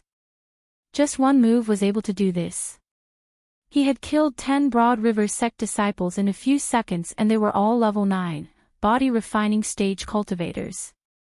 How? How was this possible? The remaining Broad River sect members were shocked as their mouths were opened wide in fear. The way they looked at Michael took a tremendous change. Their arrogant facial expressions gave way to that of fear, as though they were looking at a strange beast. Alicia was shaken as well. She gawked at him, her mouth was slightly opened in surprise and shock. Ding! Congratulations to the host for killing a body refining stage level 9 cultivator. The reward is 7,000 experience points and 800 badass points. Ding! Congratulations to the host for killing a body refining stage level 9 cultivator. The reward is 7,000 experience points and 800 badass points. Ding! Congratulations to the host for killing a body refining stage level 9 cultivator. The reward is 7,000 experience points and 800 badass points. Ding! Congratulations to the host for killing a body refining stage level 9 cultivator. The reward is 7,000 experience points and 800 badass points. Ding! Congratulations to the host for killing a body refining stage level 9 cultivator. The reward is 7,000 experience points and 800 badass points. Ding! Congratulations to the host for killing a body refining stage level 9 cultivator. The reward is 7,000 experience points and 800 badass points. There were continuous beeps that echoed in his head, and they continued to ring without stopping for a couple of seconds. Ding! Congratulations to the host for successfully being a badass. The reward is 500 badass points. Ding! Congratulations to the host for successfully being a badass. The reward is 2,000 badass points. Ding! Congratulations to the host for successfully being a badass. The reward is 300 badass points. Ding! Congratulations to the host for successfully being a badass. The reward is 500 badass points. Ding! Congratulations to the host for successfully being a badass. The reward is 3,000 badass points. His unconsumed experience points reached almost 1 million points, which would let him break through to the body strengthening stage level 3 in one go. Also, his badass points were nearing the amount 40,000 after everyone, including Alicia and Maisie. Are you alright, baby dragon? He would have killed them all in one go, but he stopped using lightning dash as the baby dragon was not very familiar with the feeling of being moving that fast. Its little face already seemed slightly green, and Michael feared that it would barf on him. He already realized that the baby dragon could understand the human tongue, and after hearing his question, it tried to say something, but only the hoo-hoo sound came out of its mouth. What happened to your smug faces? Don't like being bullied. Looking at the Broad River disciples who had now lost their fighting courage, Michael snickered. Those who were watching the scene had looks of fear and surprise etched across their faces. They were standing still from shock and didn't move an inch. Diddle, with a devilish grin on his face, he stepped forward instead of using the lightning dash. With each step he took forward, the remaining group of Broad River sect cultivators took a step back unconsciously due to fear. Diddle, at the very last moment, the group of Broad River sect disciples regained their senses and started conjuring different spells in a bid to defend themselves, but were still scared stiff. We are so little, regardless of whatever spells or skills they cast, they couldn't touch Michael through his responsive shield. After their futile attempts to defend themselves were made apparent, they stared right at the silver sword as it descended down upon their faces. At the next moment, everything turned black as they bade farewell to this world. To the future Dark Lord, all these attempts to defend themselves were pointless. The onlookers stared at him wide-eyed, completely astonished, and somewhat fearful. Why is he this powerful? Who the heck is he? He must be using some epic to defend himself from their attack. Also, did you see the spell he used before? I couldn't even see him. He mumbled something before attacking. That must have been the reason for his power. Alicia's face showed a gloomy expression looking at Maisie and the reason she came into the nether realm, the baby dragon. Now the chance of her getting the baby dragon seemed much less possible. Even Noah wouldn't fight him for the baby dragon because it didn't belong to Maisie, but she only found it first. She could see the baby dragon had already started to feel safe around him and thinking of him as its friend. Meanwhile, Michael was killing the rest of the Broad River sect happily as well. The system was repeatedly beeping in his mind, informing him of the rewards he had received. Ding! Congratulations to the host for successfully being a badass. The reward is 500 badass points, ding. Congratulations to the host for successfully being a badass. The reward is 500 badass points, ding. Congratulations to the host for successfully being a badass. The reward is 500 badass points, plop. At the very end, Michael slapped the last one standing, the one who was wielding the spear. He then stood in the middle of the wreckage of dozens of bodies and grabbed the man by his neck and lifted him up. He then shouted out loudly, "What's your name?" The man struggled to breathe and barely managed to say his name. "Ender, I need you to deliver this message to your sect master. Ghost of Sunrise sect asked him to come to Sunrise sect the next moment he hears this from you or the next day. There won't be a Broad River sect," he threatened Sander and shocked everyone around him. In his mind, he had plans for this Broad River sect. Ghost? Sander hesitated for a moment as he searched his memories before realizing he had heard this name before. His eyes went wide and then slowly asked, "What's your feud with Bus? Seriously? Do you think I don't know your history of bullying my sect whenever you get the chance?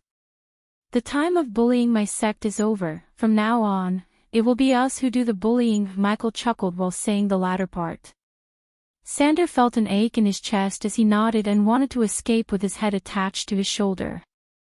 Alicia and Maisie were trying to keep their mouths closed but had weird expressions on their faces. Unlike Abel believed, after they heard what he just said, they realized that he's not any different than an arrogant young master. Alicia thought that even if the Broad River sect had bullied the Sunrise sect before, killing them brutally like this and threatening to end their sect didn't go well with her. "Now run along," he patted Sander on the cheek playfully and threw him away. Sander felt extremely relieved and didn't even take his spear from the ground as he ran as fast as he could from the sights of Michael. Hoo-hoo, the baby looked happy to see him run away as it affectionately licked Michael's face. In Maisie's mind, the baby dragon was her, and seeing it play with Michael made her little face turn red in anger. And just as he was about to turn and leave, Maisie stepped forward and raised her voice at Michael. "Stop right there." Chapter 114. Michael was surprised at the little girl and turned to face her. She was nearly Cindy's age, but in his eyes, this little girl was nowhere near Cindy as she seemed extremely arrogant and tyrannical. "It's mine." Even though there was no need to raise her voice to reach him, she shouted in a domineering way. For a moment, he stared at Alicia and hoped she would warn this little girl, yet Alicia did nothing.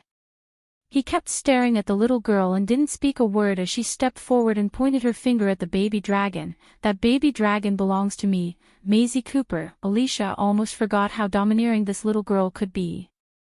They didn't see this side of Maisie because when Noah was around, Maisie would behave like an obedient kitten. Alicia would have advised Maisie to back off, but she knew how much Maisie loved to have a dragon as her pet, and no matter what she would say, the little girl would not back off and let go of the baby dragon. Therefore, Alicia decided to back Maisie, and if push comes to shove, she would fight Ghost until Noah and Abel arrive. Oh, on the other side, Maisie saw him gently grab the baby dragon and search its body for something. Hoo-hoo, the baby dragon giggled as it felt ticklish when he lifted its wings and examined its body. Maisie and Alicia frowned watching him before he placed the baby dragon on his shoulder again and looked at Maisie. Nope, can't find your name on it. Many who assumed the entertainment was over now started to believe that the real entertainment has just begun. Many chuckled inside hearing his answer and Maisie's face turned redder in anger. He's really not putting the little girl in his eyes. The little girl is crazy. He just massacred a group in front of her eyes and she still dared to raise her voice at him. She's either too stupid or belongs to a big power. Let's just wait and see, the onlookers murmured looking at him and Maisie. Give me my dragon before I make you. Do you think I'm afraid of you? Maisie palmed her fist and looked like she was ready to fight for the baby dragon, which only made Michael chuckle. You should be afraid of me if you think you could take the baby dragon from me. He didn't raise any killing intent or looked cold but said with a calm face. Ding! Congratulations to the host for successfully being a badass. The reward is 800 badass points. Ding! Congratulations to the host for successfully being a badass. The reward is 300 badass points. Ding! Congratulations to the host for successfully being a badass. The reward is 200 badass points. The system suggests the host challenge Maisie and get the Ring of Fire. He ignored the badass points notifications, but when he heard the last notification from the system, he momentarily opened the system and read it again to make sure he heard right. Ring of Fire. Is it a legendary class spell? His eyes glistened in excitement as he saw a blue description box appear in front of his eyes. Spell name, Ring of Fire effect, creates a shockwave of flames and a ring of fire around the caster for a short amount of time. Upgradable through mentor function current level. Rare. The spells from the system had no current level stat, and unlike the system bought spell, he wouldn't be able to unleash the maximum potential of the spell right out of the bat, but he had to pay badass points as well as practice or use the spell more often to unleash the spell's maximum potential. Although Michael preferred not to hurt a little girl like Maisie, it didn't mean that he won't teach her a lesson and in the process, get the Ring of Fire from her by exploiting her arrogance and her yearning for the baby dragon. So you're ready to fight for the baby dragon? Michael quickly asked before she says something wrong and cross his limit. Yes, Alicia noticed a grin hiding behind Michael's face and frowned thinking that he's planning something. Since I don't like bullying little kids, I'll make you a deal. If you can make me even take a step back, I'll give you the dragon. But if you couldn't, you have to give me something as valuable as this baby dragon. Tell me, little girl, do you think you can do this in one move? Don't worry, I won't move or fight back. By calling her a little girl, he flamed the fan of her arrogance. No one except body strengthening stage level 7 cultivators could touch him through the responsive shield. Maisie was only a body refining stage cultivator, so no matter how hard she tries or the level of spells she uses, she wouldn't be able to even move him an inch, let alone make him take a step back. Maisie gritted her teeth and tightened her fist, looking at the grin on his face. She wanted to knock his teeth out and prove him wrong by sending him flying back. Maisie, don't hold back, use your strongest attack. Alicia bent over to reach Maisie's ears and advised her. During the Phoenix auction fair, she saw the battle between him and a group of youngsters. It was not even a battle but a one-sided massacre, and she knew about the light blue shield that protected him from their attacks. They couldn't even touch him through the shield, but Alicia knew Maisie wasn't like those youngsters. Maisie was blessed with the innate talent that makes her stronger than anyone in her cultivation stage. Although Alicia doubted Maisie's chance of winning the fight against Ghost, she believed that if Maisie used the Mystic Fist skill, Maisie could break the shield and make him take a step back. The Mystic Fist was a spell that let Maisie conjure a fist made of pure arch energy, and after Noah made some changes to the spell became stronger than it was. I broke many faces of people who underestimated me. Your face will be the next on the list. Maisie puffed out her chest to show her courage and exclaimed proudly and in Michael's eyes, arrogantly. This is a rare class spell. I'll place this as the bet. System, is that the Ring of Fire spell? Scanning. Yes. After hearing the confirmation from the system, he smiled and stroked the baby dragon's face while it showed a troubled expression on its face. The baby dragon worried that he might lose the bet and give it to the little girl, but the smile on Michael's face reassured the baby dragon. Alicia took the spell scroll from Maisie's hand and made her way to the middle to be the judge of this bet. Since Michael made sure that no one can take away the baby dragon from him by paying the system 5,000 badass points, he handed over the baby dragon to Alicia without fretting about her escape with his dragon. He almost felt bad for them because yesterday, he killed their friend, and now he's going to take what the little girl desires the most, the baby dragon. Plus, he was going to take a rare spell scroll from her like taking candy from a baby. Hoo, the baby dragon reached out its claws and cried while he was handing it out to Alicia. Get tough baby dragon, it'll be over in a moment. Michael patted the baby dragon in the head and said. The onlookers were surprised to see the baby dragon stop crying after hearing Michael's words. He's so lucky. Why didn't I get a baby dragon? What a majestic creature. One of them is going to have a fully grown dragon as their pet in the future. I can't even imagine it. Be glad that you didn't get a dragon. The one who's going to end up with the dragon is in for a ride when rogue cultivators and adventurers hear about the baby dragon. If you ask me, neither of them can protect the baby dragon and raise it as their own. Many powerful families and sects will try to get their hands on it. Michael heard these conversations going around him and agreed with some of them, but he didn't worry about someone stealing his dragon because if anyone tried to harm the baby dragon, the system would raise an alarm and teleport the baby dragon to either Abyssal or S special storage unit of the system. Of course, he had to pay 5,000 badass points per 6 months to keep this function activated, yet compared to the baby dragon, 5,000 badass points were not too much. You can't fight back, and if you take even one step back, the baby dragon will go to her. If not, the baby dragon and this spell scroll belongs to you. Do you agree? Alicia coldly asked Michael as he nodded, and then she looked at Maisie to see her give a small nod. Remember, she has one move, Michael calmly said, and Alicia could only nod and hope that the Mystic Fist would let Maisie win the baby dragon. Let's see what you got, little girl. Chapter 115. Because of the drama and curiosity, many people stepped closer and curled Michael and Maisie. Michael was happy to see the crowd around him and expected to receive at least 2,000 badass points by impressing these crowds. On the opposite side to Michael, Maisie let out a cold snort and closed her eyes to conjure the arch energy to use her strongest attack, the Mystic Fist.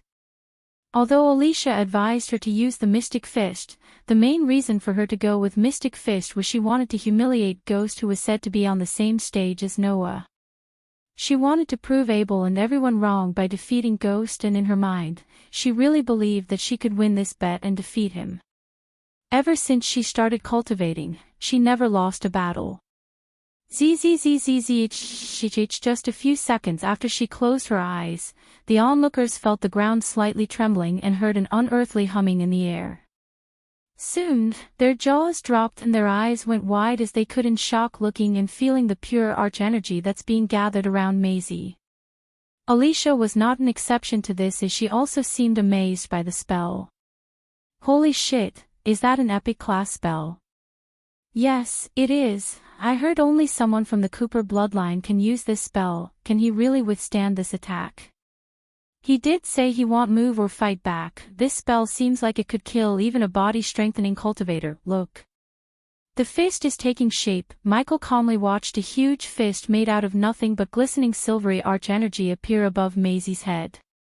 The fist was tall as a coconut tree and as wide as a couple of buses lined up, and it grew bigger by the seconds. However, there was no fear in Michael's eyes but excitement, because the more powerful and fancy the attack, the more badass points he would get after defending himself from the attack.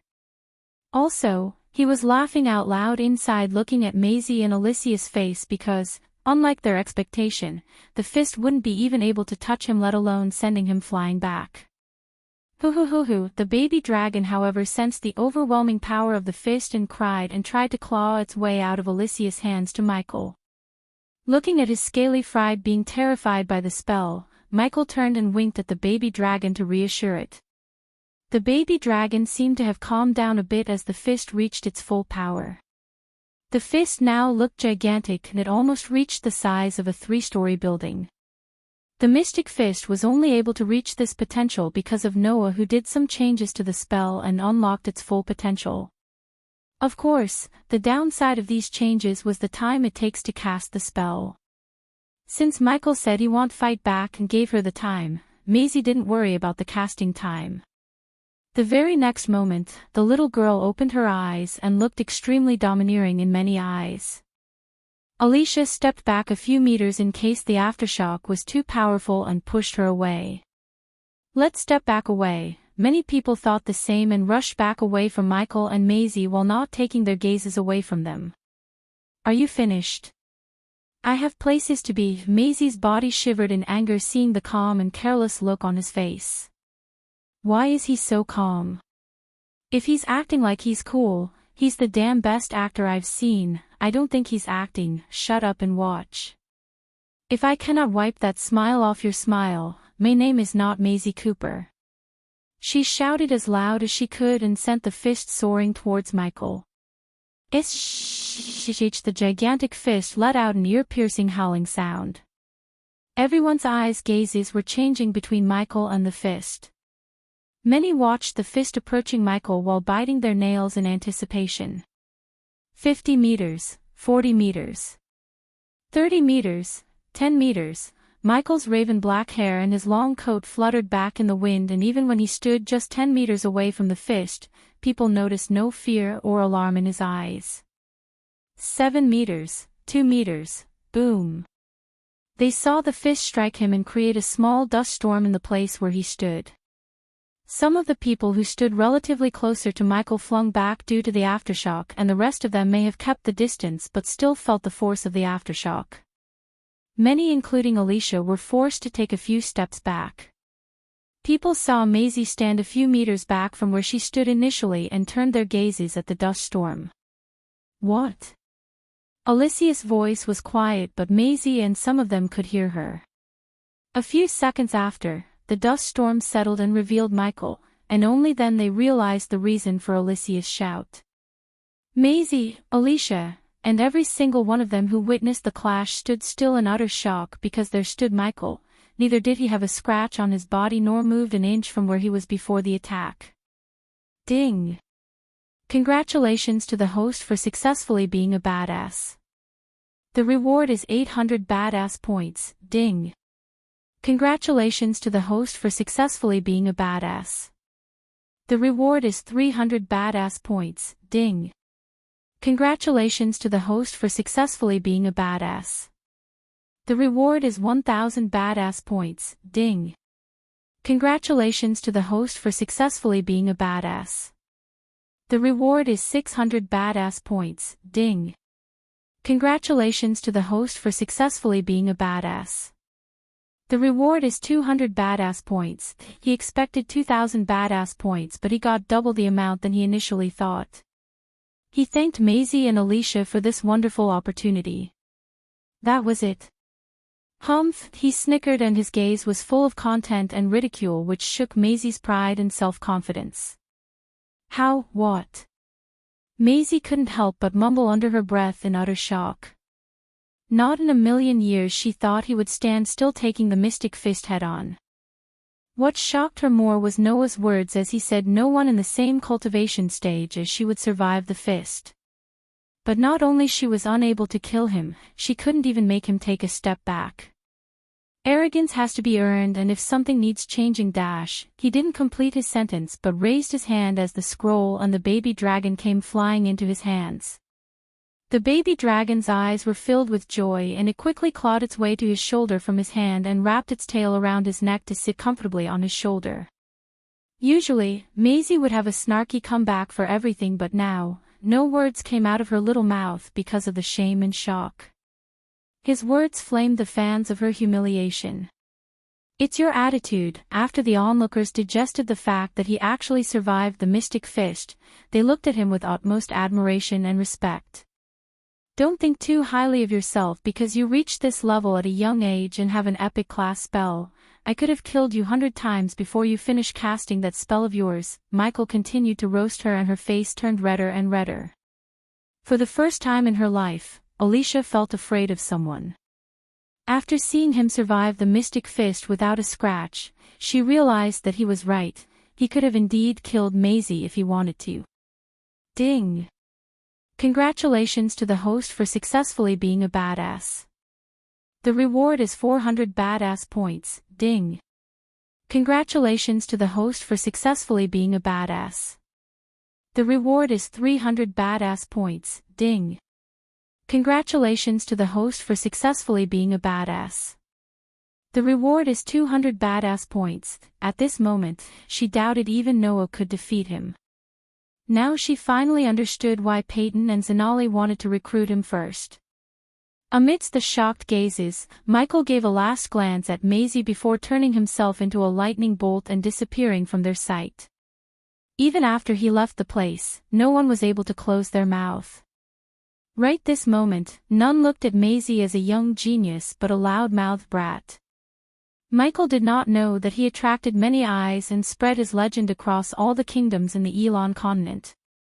Without Noah knowing, Michael killed one of his closest friends and destroyed the self-confidence of Maisie, the girl he thought of as his little sister. In just 2 days after coming to the Nether Realm, he gained a lot more than everyone else. First, he obtained most of the herbs in the Sky Garden, and then, he gained a contract to supply pills and potions to Aragoth, and now, he got what he wanted the most ever since he came to this world, a dragon. Besides, he gained a new underling, but who knows what the orc hides beneath his ugly face. While Michael was celebrating his gains, his old enemy has begun the plot to destroy him and everything he built once and for all.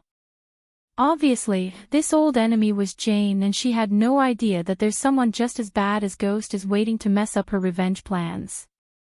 Now that we had enough badassery of Michael, the Lord of Darkness, it's time to witness the Queen of Darkness in action. Chapter 116, Sister Elia.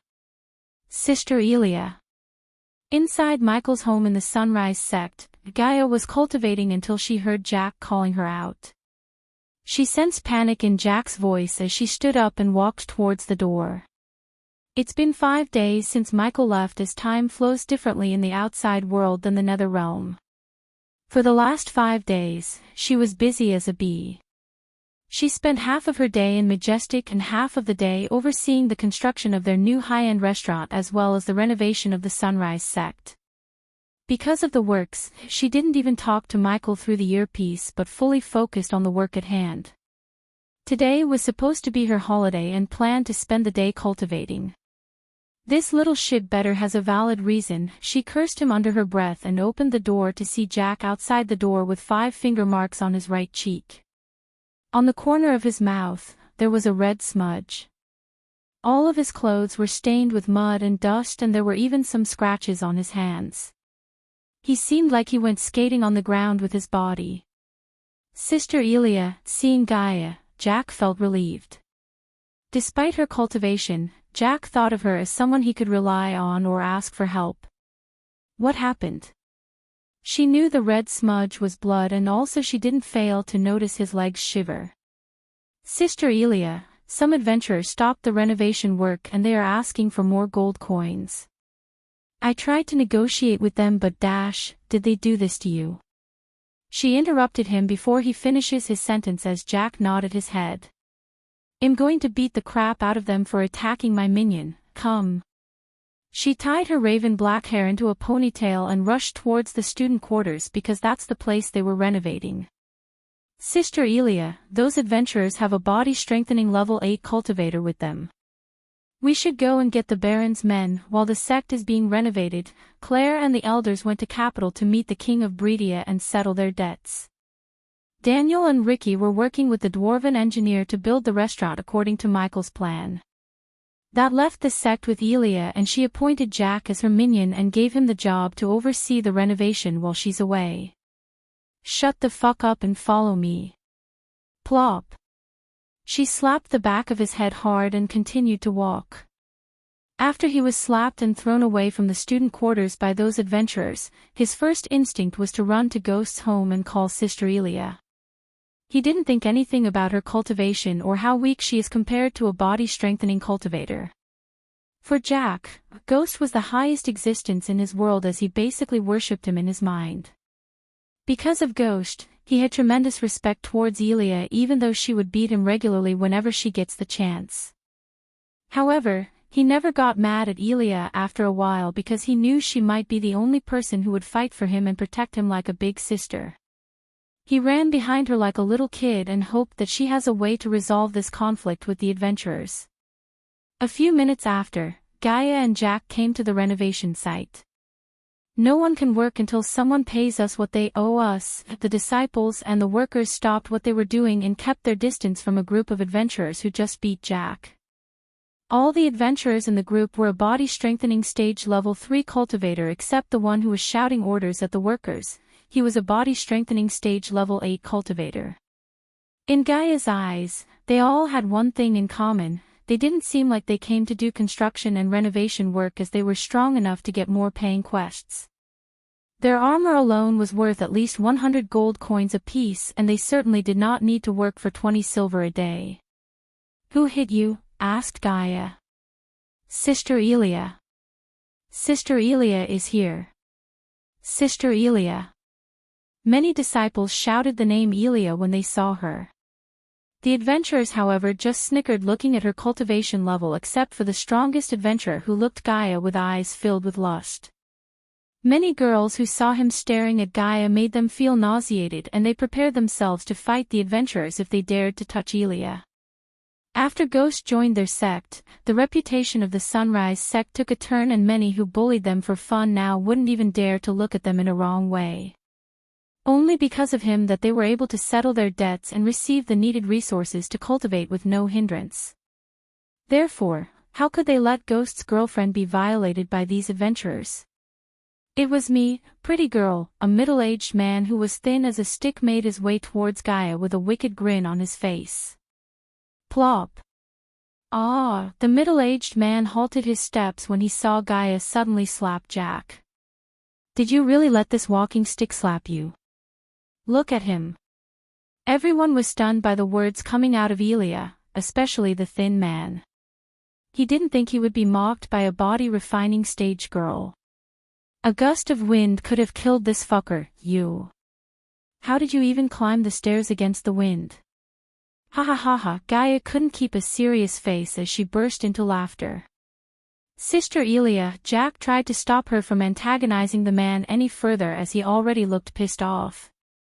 "Your mom was also so thin as," she said laughing, "she ate a meatball and thought she's pregnant." Gaia began to abuse the man's family and continued, "But it turned out she was really pregnant with you. Ha ha ha." Her joke might have been a bad one but the man's reaction made even his friends chuckle for a moment.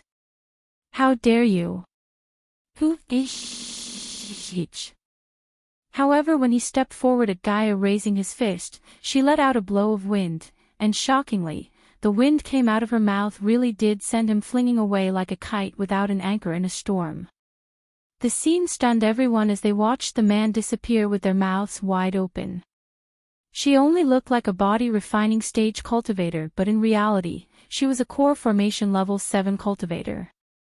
For her, killing a body strengthening stage level 3 cultivator as easy as stepping on an ant.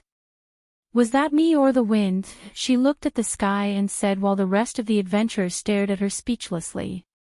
"Sister Elia, you." Gaia ignored Jack and looked at the leader. "I heard you want more gold coins. Hey, raise my counter offer, pay my minions healing cost, apologize to him and run away as fast as you can." There was no smile on her face as she said seriously. "Healing cost? How much would that be?" the leader who was a bulky old man with a white beard asked. 9,000 gold coins plus 2,000 for the psychological pain my minion experienced because of you. Is Sister Elia serious? Did you do that? How did she do that? Am I seeing it wrong or she's just a body refining stage cultivator? I bet Brother Ghost gave something to her making her this powerful. I think so too, or how could have she done that? Do you think she can kill him too? I don't know that, but if they hurt her, Brother Ghost will tear them to pieces. He's not here. Let's hope Sister Elia can beat their ass. The disciples already began to chatter while the adventurers had weird looks on their faces after hearing Gaia's words. They did not know whether she's joking with them or not, but they knew that she's not normal. Are you hit on the head, girl? I don't know what you used to do what you did but no buts, you either do what I told you or die. Gaia interrupted the leader with her words, and seeing the careless look on her face, the leader glanced at the man on his side as he stepped forward to take care of Gaia. Jack, keep an eye on that guy. I have a feeling that this is now what it seems to be. While the man was on his way towards Gaia, she ordered Jack and rolled her sleeves upwards. After looking at the confidence in her eyes, Jack felt powered. He gave a quick nod and started to watch the leader as she said, I need to torture your leader, so I suggest you all 6 to come at me together. I don't like my time being wasted. The more everyone heard her words, the more they became surprised and shocked. If anyone else was in this situation, they would be afraid, but in her eyes, there was no fear at all. Bring me all the teeth on her mouth. The leader had enough of her. He never expected a body-refining stage cultivator like her would mock them to this extent without showing any signs of distress. Good way to torture someone. It'll pull your teeth one by one, just wait a few seconds. Chapter 117. Gaia spoke with a voice like a great bell while portraying an incredibly imposing manner. The disciples heard her words and they couldn't help but feel goosebumps all over them. Since Gaia seemed like she has a way to kill them all, they trusted Gaia instead of doubting her. Humph. You're just a small body-refining warrior, you haven't even reached level 8, yet you dare threaten me and kill one of my men. You're simply courting death. 3 of you, go beat the crap out of these disciples, I'll handle her. The leader let out a cruel snort. While giving orders to the others, he stared at Gaia with a bloodthirsty look. Once he finished speaking, he stuck his tongue out of his mouth and licked lips. Understood. The other 3 dashed towards the disciples at the same time. They were fast, but Gaia was faster. With no warning, Gaia blocked the way in front of an adventurer, then she smashed his skull with just a single palm strike. Holy! Awe! The disciples and the workers who just saw this scene were terrified beyond words. They never thought a body-refining stage cultivator like her could kill a body-strengthening stage cultivator simply like this. She just slapped him but his head exploded like an overfilled balloon. After brutally and quickly killing the first person, Gaia didn't slow down as she punched the second one through his chest. A hot splash of blood spread across many disciples' faces and Jack saw Gaia's hand sticking out of the man's back with the still beating heart in her hand. What? The leader shouted out in disbelief. He could finally react and halted his steps. He just stood still like a statue speechlessly. He never expected that this young girl whom he looked down upon could have such a ferocious approach and kill 2 of his men in an instant, making their adventuring party suffer a great loss. You're gonna die. The leader became furious.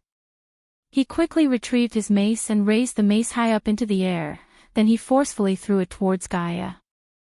With this action, he tried to save the 3rd man's life before she could brutally kill him.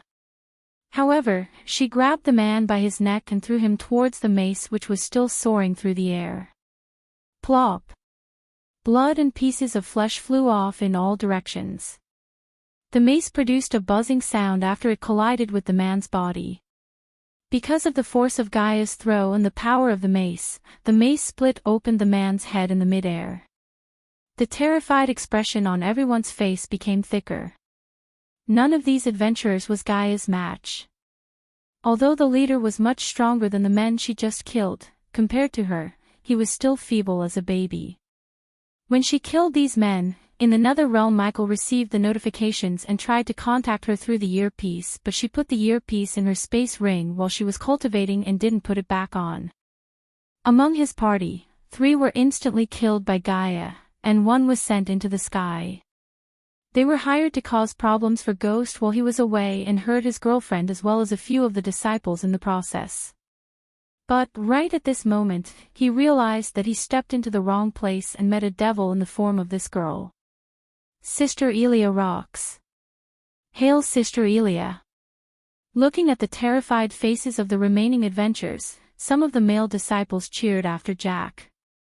The leader let out an angry roar, Then he unleashed his full power and slashed his mace at Gaia as she punched the mace, covering her fist with arch energy.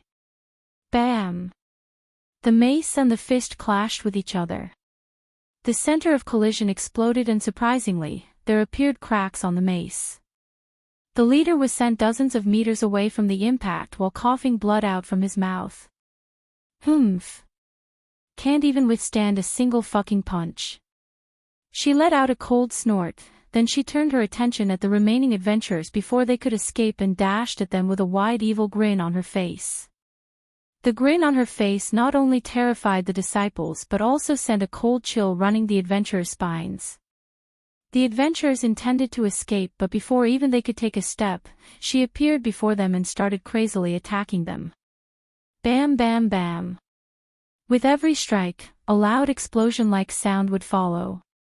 The adventurers tried blocking the attacks with shields and their hands, but, under Gaia's lightning-fast attacks, they could only defend for a few seconds before she broke shields and bones.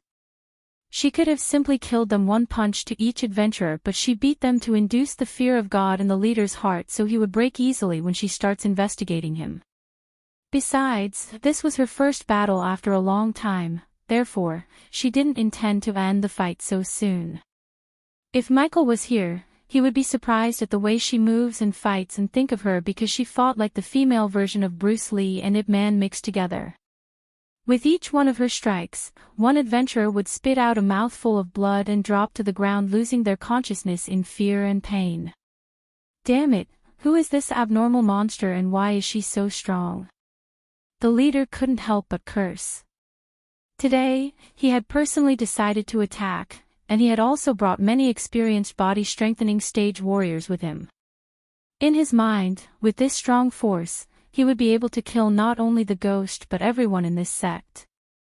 Yet, he had never expected he would suffer such great losses. Dead already, sigh. Weak as you would choose what quest.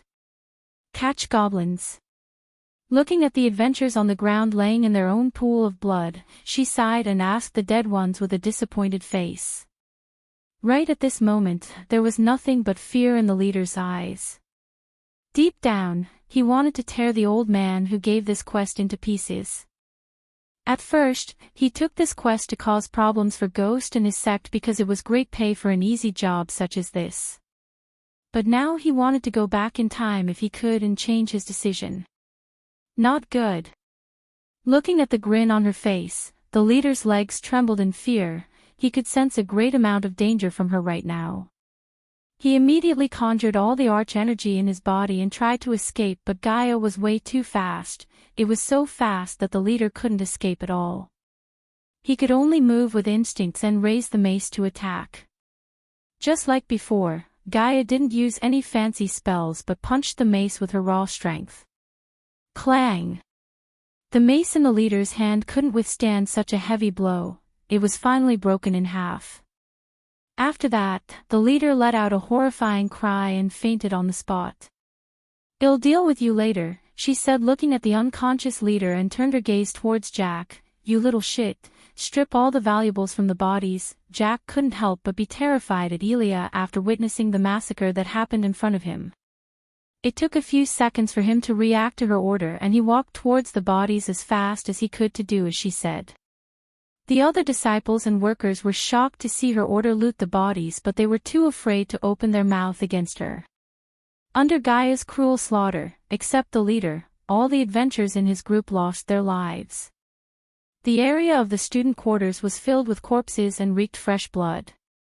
After a few minutes, one girl who knew that Gaia loved attention and devotion from others started cheering from the crowd. "Mighty Sister Elia! Mighty Sister Elia!" Soon, every single one of the disciples was cheering together. Slowly the fear in their eyes faded away and glowed as they stared at Gaia. Hearing the cheers, she stepped on the leader and looked like a goddess of war who had just descended from the skies in many disciples' eyes. Gaia's brutal approaches, her imposing image, had all been deeply carved into the hearts of every single disciples and workers who witnessed the scene. Right now, her heroic image had become bigger and bigger in their minds. The battle tonight was an eye-opener for every disciple. All of them had realized why Ghost is keeping her with him all the time. A group of body-strengthening adventurers were all killed in just a few minutes by a body-refining stage girl. Such an incredible outcome wasn't possible even in the dreams of the people. Gaia waved his hand, then the cheering immediately quieted down. All of them looked at Gaia, awaiting her next command. This will be the outcome for those who dare to mess with us. Chapter 118. A few hours after the events of the Sunrise sect, nightfall illuminated by the rise of stars soared Baron Totonk's manor in the black. Frost grew over the windows even as the duvet kept the girl in the room warm. The girl wore a silky nightgown and watched the ice crystals grow for a while, allowing her brain to be empty. The morning would bring the beauty of the ice for sure, that crunch under the boot and the bold greeting cold air brings. Yet between now and watching her breaths rise as new white puffed clouds, she knew that the night is going to be a cold one. Knock. Knock. Knock. While the girl was looking at the distant sky through the window, someone knocked on the door softly. Come in. The door opened with a low creaking voice, and then through the door came an old man who had his face covered with a dark hood. Miss Totonk, it seems there was a small hindrance to our plan, the old man said as Jane turned her gaze away from the distant sky to him. But Howard handled the situation and brought the girl here. The seriousness and the anger within her eyes disappeared. Her mouth curved upwards to reveal a small smile. Jane was prepared to punish the old man if he failed his task. She already had hatred towards Ghost simply because Selena hated him, and she would hate anyone that Selena hates. Her mother passed away when she was just born, and although Selena was just her cousin, Selena raised her like a little sister, and for Jane, she was like a mother.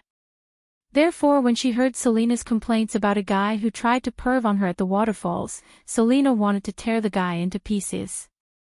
Like pouring petrol into the fire, her anger burned hotter after she heard what happened in Heaven's Gate competition. By stepping onto the 100th step and standing beside Selena and Jack despite their strict order against it, Ghost disrespected Selena. That was why when she heard Ghost came to Bradford through her spies, she immediately went to the Green Heaven and picked a fight with him. She thought her bodyguards could kick the crap out of him, but instead, he almost killed her bodyguards.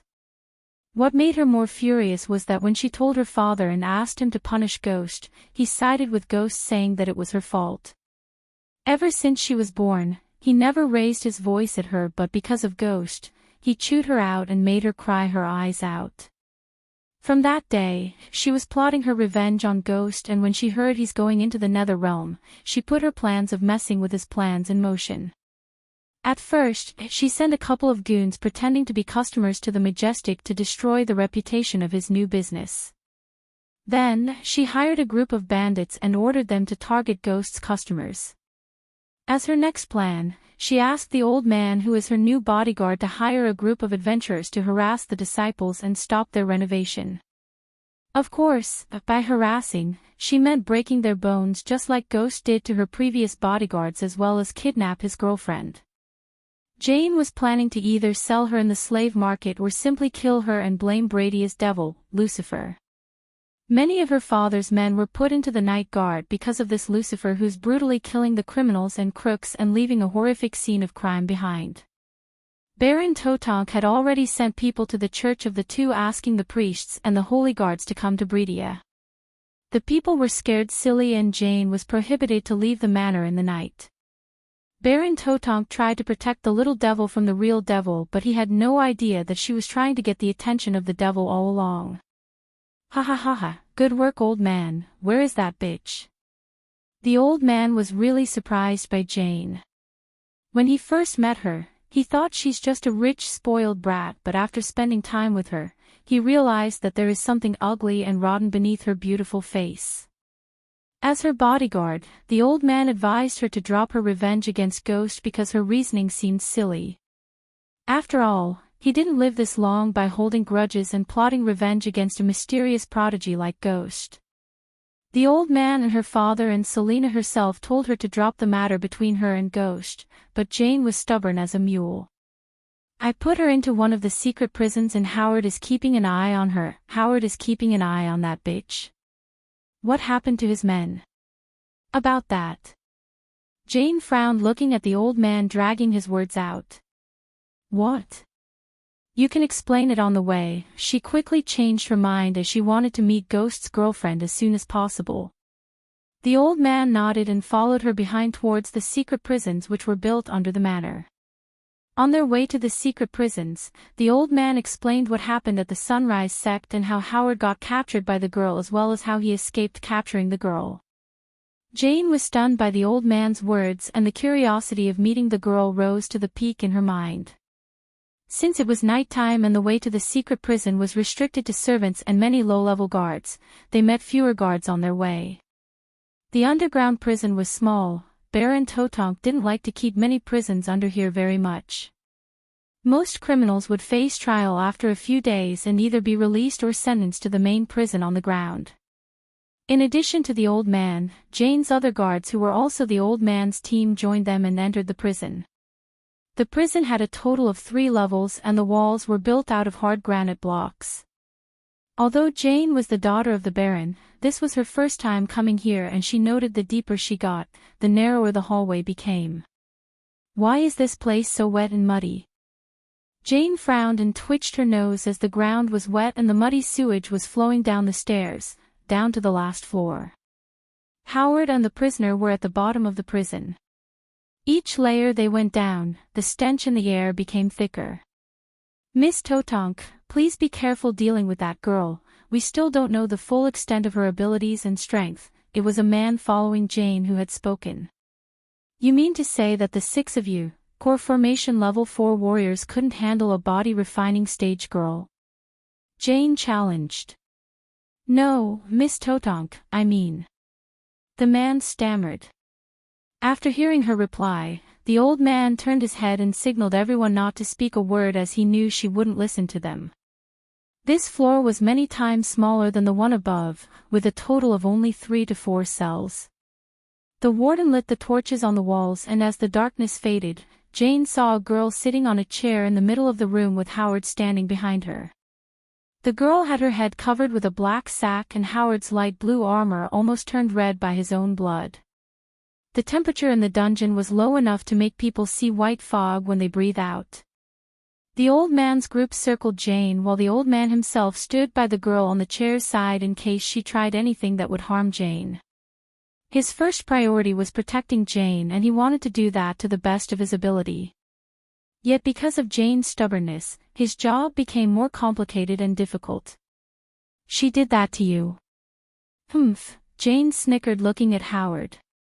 In the light of the torches, she saw his legs trembling and couldn't help but look down on him. Howard, on the other hand, only just a few minutes ago realized that he was hired by the Baron's daughter through the old man. He wondered what Jane was planning to do with the girl. Yes, Howard answered meekly, and everyone except the old man was stunned because he was a body-straightening cultivator while the girl was only at the body-refining stage. Since they were not there with Howard to see how she massacred his party, they had a hard time believing him. Of course, he would happily agree to kill this girl. She killed all of his adventuring party and tortured him till he wet his pants, but although the girl was tied to the chair as well as iron shackles were around her hands and legs, she wasn't a prisoner as they were thinking. She's not our prisoner, we are hers, Howard thought to himself while struggling to stop his body from shivering, not in cold but in overwhelming fear. Looking at Jane and the guards behind her who were staring at him cluelessly, Howard could only feel pity for them. At this moment, they did not know that they just brought the devil into their household and served themselves on a silver platter. Chapter 119. Where is your ghost now, bitch? Thawed. Thawed. Thawed. Jane asked angrily and started punching Gaia violently like a crazy animal. Howard stepped back from Jane and Gaia, thinking what's going to happen to Jane. Mississippi. While Jane was punching Gaia, the old man noticed the girl on the chair isn't moving as she's supposed to. He frowned and tried to stop Jane. What? Jane turned her cold eyes at the old man, and before the old man could say anything, she looked at Howard. You. Remove the sack. I want to see the look on her face while I break every single bone in her body. Yet even after hearing Jane's order, Howard stood still in the corner shivering to go towards Gaia. "Didn't you hear what I said?" Instead of walking forward towards Gaia, Howard stepped back further into the dark corner of the room. Everyone including the old man was stunned to see Howard cover in fear like this. The suspicion in the old man's heart got bigger as he himself went to remove the sack from the girl's head. Boom! However, the moment he touched the sack covering her head, a blast of force sent everyone in the room flying. One by one they hit the wall, and the force of their collision made the old room tremble. The force blast also put down all the torches except one which didn't burn as bright as before but let out a small shimmer of light. While they were struggling to stand up, Howard saw the chair with the girl floating in midair. Oh my God! Like a scared little kid, Howard curled onto the corner in fear. Ha ha ha ha ha! Suddenly a burst of evil laughter filled the room, and the very next moment, the small shimmer of light coming from the torch disappeared, making the room pitch black. What's happening? Leave me alone. Don't kill me. Oh. The old man himself began to feel afraid and heard some of his colleagues scream. He was a devotee of the peace god. He tried to fight the fear with the mantra he learned from the temple. Slowly, while chanting the mantra in his heart, he looked through the darkness to see a pair of red eyes staring at him. Oh! Right at that moment, he felt like his soul itself getting pierced by those red eyes and screamed in terror. The old man lost all his will to fight the fear and gave up to the fear, just like his colleagues. The very next moment, he noticed a puff of green glistening smoke traveling towards him, and in that glistening, he saw a figure standing in the darkness. Staring at the skinless face, he failed to respond to the puff of green smoke and inhaled it. Covering in the corner of the room, Howard heard a muffled groaning. For the next couple of minutes, he could hear groans like this and the sound of blood splattering. He wanted to escape the dark room, but he couldn't even move an inch as his legs refused to move in overwhelming fear. Puff! Suddenly something lit one of the torches. Ah! He heard a scream of a girl, yet the voice didn't belong to the girl he brought, but it was Jane's. The golden-orange light radiating from the torch revealed the blood-stained walls and pools of blood on the ground. Jane was not a weak-hearted girl, but the fear toxin she just inhaled made her lose all her courage and strength. Coupled with the terrifying figure standing in front of her and the dead bodies around her, she screamed as loud as she could in fear.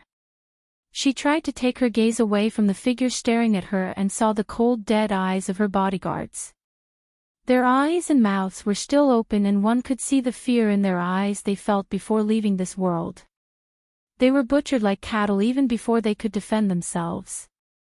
After collecting herbs from the Sky Garden, Michael enhanced the effectiveness of the fear toxin by using some of those rare herbs. Because of the linked space ring, Michael was able to give the fear toxin to Gaia. Gaia never expected the fear toxin to be this effective, as it scared these core formation cultivators to the point where they just lost their minds. Except for the old man, none could fight the fear toxin, and she simply butchered them to end their misery. She slowly walked towards Jane without uttering a word. Jane was still screaming, but she made sure that no matter how loud she screams, no one would hear her cry. When she tortured Howard by pulling a couple of his teeth out, he confessed all about how he met the old man and what he was hired to do. It was Michael who told her to go meet the old man as a hostage. Both Gaia and Michael had an idea that Jane might be behind the recent quarrels and bandit problem near the Sunrise sect. They also knew that if Jane was indeed behind this, she would make sure that the Baron doesn't know about anything, because he strictly ordered her to stay out of Ghost's way. Just like they planned, the old man used a secret tunnel to transport Howard and Jane into the underground prisons without alerting the Baron. Instead of go looking for Jane, they made sure Jane herself came to them. For the outside world, Howard and his group were killed by Gaia because they tried to extort more coins and harass the sect. No one would know what was his real motive or who hired, as the old man did everything related to the Sunrise sect very discreetly according to Jane's order. Polch! Without even turning her back, Gaia kicked one of the swords on the ground and sent it straight through Howard's head. After killing Howard, she had erased all the evidence that could trace back to her and Michael. Now the only thing that remained her to do was kill Jane and end this feud. But before killing Jane, she wanted Jane to be sane, or at least less affected by the fear toxin. Therefore, she stopped radiating the fear toxin from her suit of armor. "A stupid bitch like you shouldn't have tried to mess with us." The voice modulator the system placed in her suit of armor transformed her voice to sound freaky and inhuman. Gaia grabbed Jane by her neck and lifted her up. What? Jane tried to speak, but Gaia tightened the grab around Jane's throat. "No, the time for you to speak is over. The moment you tried to mess with my human, you sealed your fate." Crack. The very next moment, Gaia snapped Jane's hand into two like a stick. "Ah! Ha ha ha ha!" Jane screamed in agony, but Gaia laughed, looking at her pain. She knew that Jane would have done the same if she was weak and helpless. Thinking about how she beat her violently just a few moments ago, Gaia had no regret of torturing Jane. "If you want to blame someone, blame the god who put the brain in your ass and shit in your head." Suv Lee. Nah, despite the pain and fear, Jane let out the name of her cousin. "Don't worry, that bitch is on our list." There was a sudden terror emerged in Jane's eyes which showed the love and bond between her and Selena, because even in a situation like this, Jane worried and cared for Selena. Deep down in her heart, she hoped that Selena would come out of nowhere and save her from this girl. She wanted Selena to be her white knight in armor, but she did know that even if she appeared at the prison magically, she couldn't save her from Gaia, who was a core formation level 8 warrior. At this stage, even Michael would have a hard time defeating Gaia without getting the help of the system. She was a true genius who traveled many places and trained herself through many life and death battles, not a prodigy who would only fight in a tournament. Crack. She broke Jane's other arm as Jane started to lose her consciousness due to the pain and the blood loss. "Human," suddenly Gaia heard Michael's voice in her ears and nodded. She then took out the earpiece from her ear and placed it near Jane's ear. "Playtime's over, bitch." The very next moment after Jane heard these words, everything around her became dark. Gaia retrieved the dagger from Jane's head and threw her body aside. With a wave of her hand, a bright beam of light appeared out of her space ring and disappeared along with all the dead bodies. Michael ordered her to place the bodies somewhere public.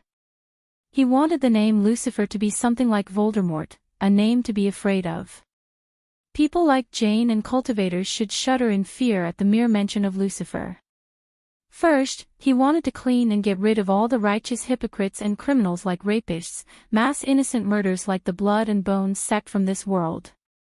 How could he let scum like these be in his world? He was not planning to rule a world that is infested with criminals and such. To do that, he had to spread fear and cleanse this world, starting from Breedia. By killing Jane and showing their bodies to the public, he had taken a big step in the path of becoming the Dark Lord that the Guardians are so afraid of. You're tuning into the Path of the True Immortal YouTube channel. Don't forget to subscribe and join us on this journey to catch the most captivating stories.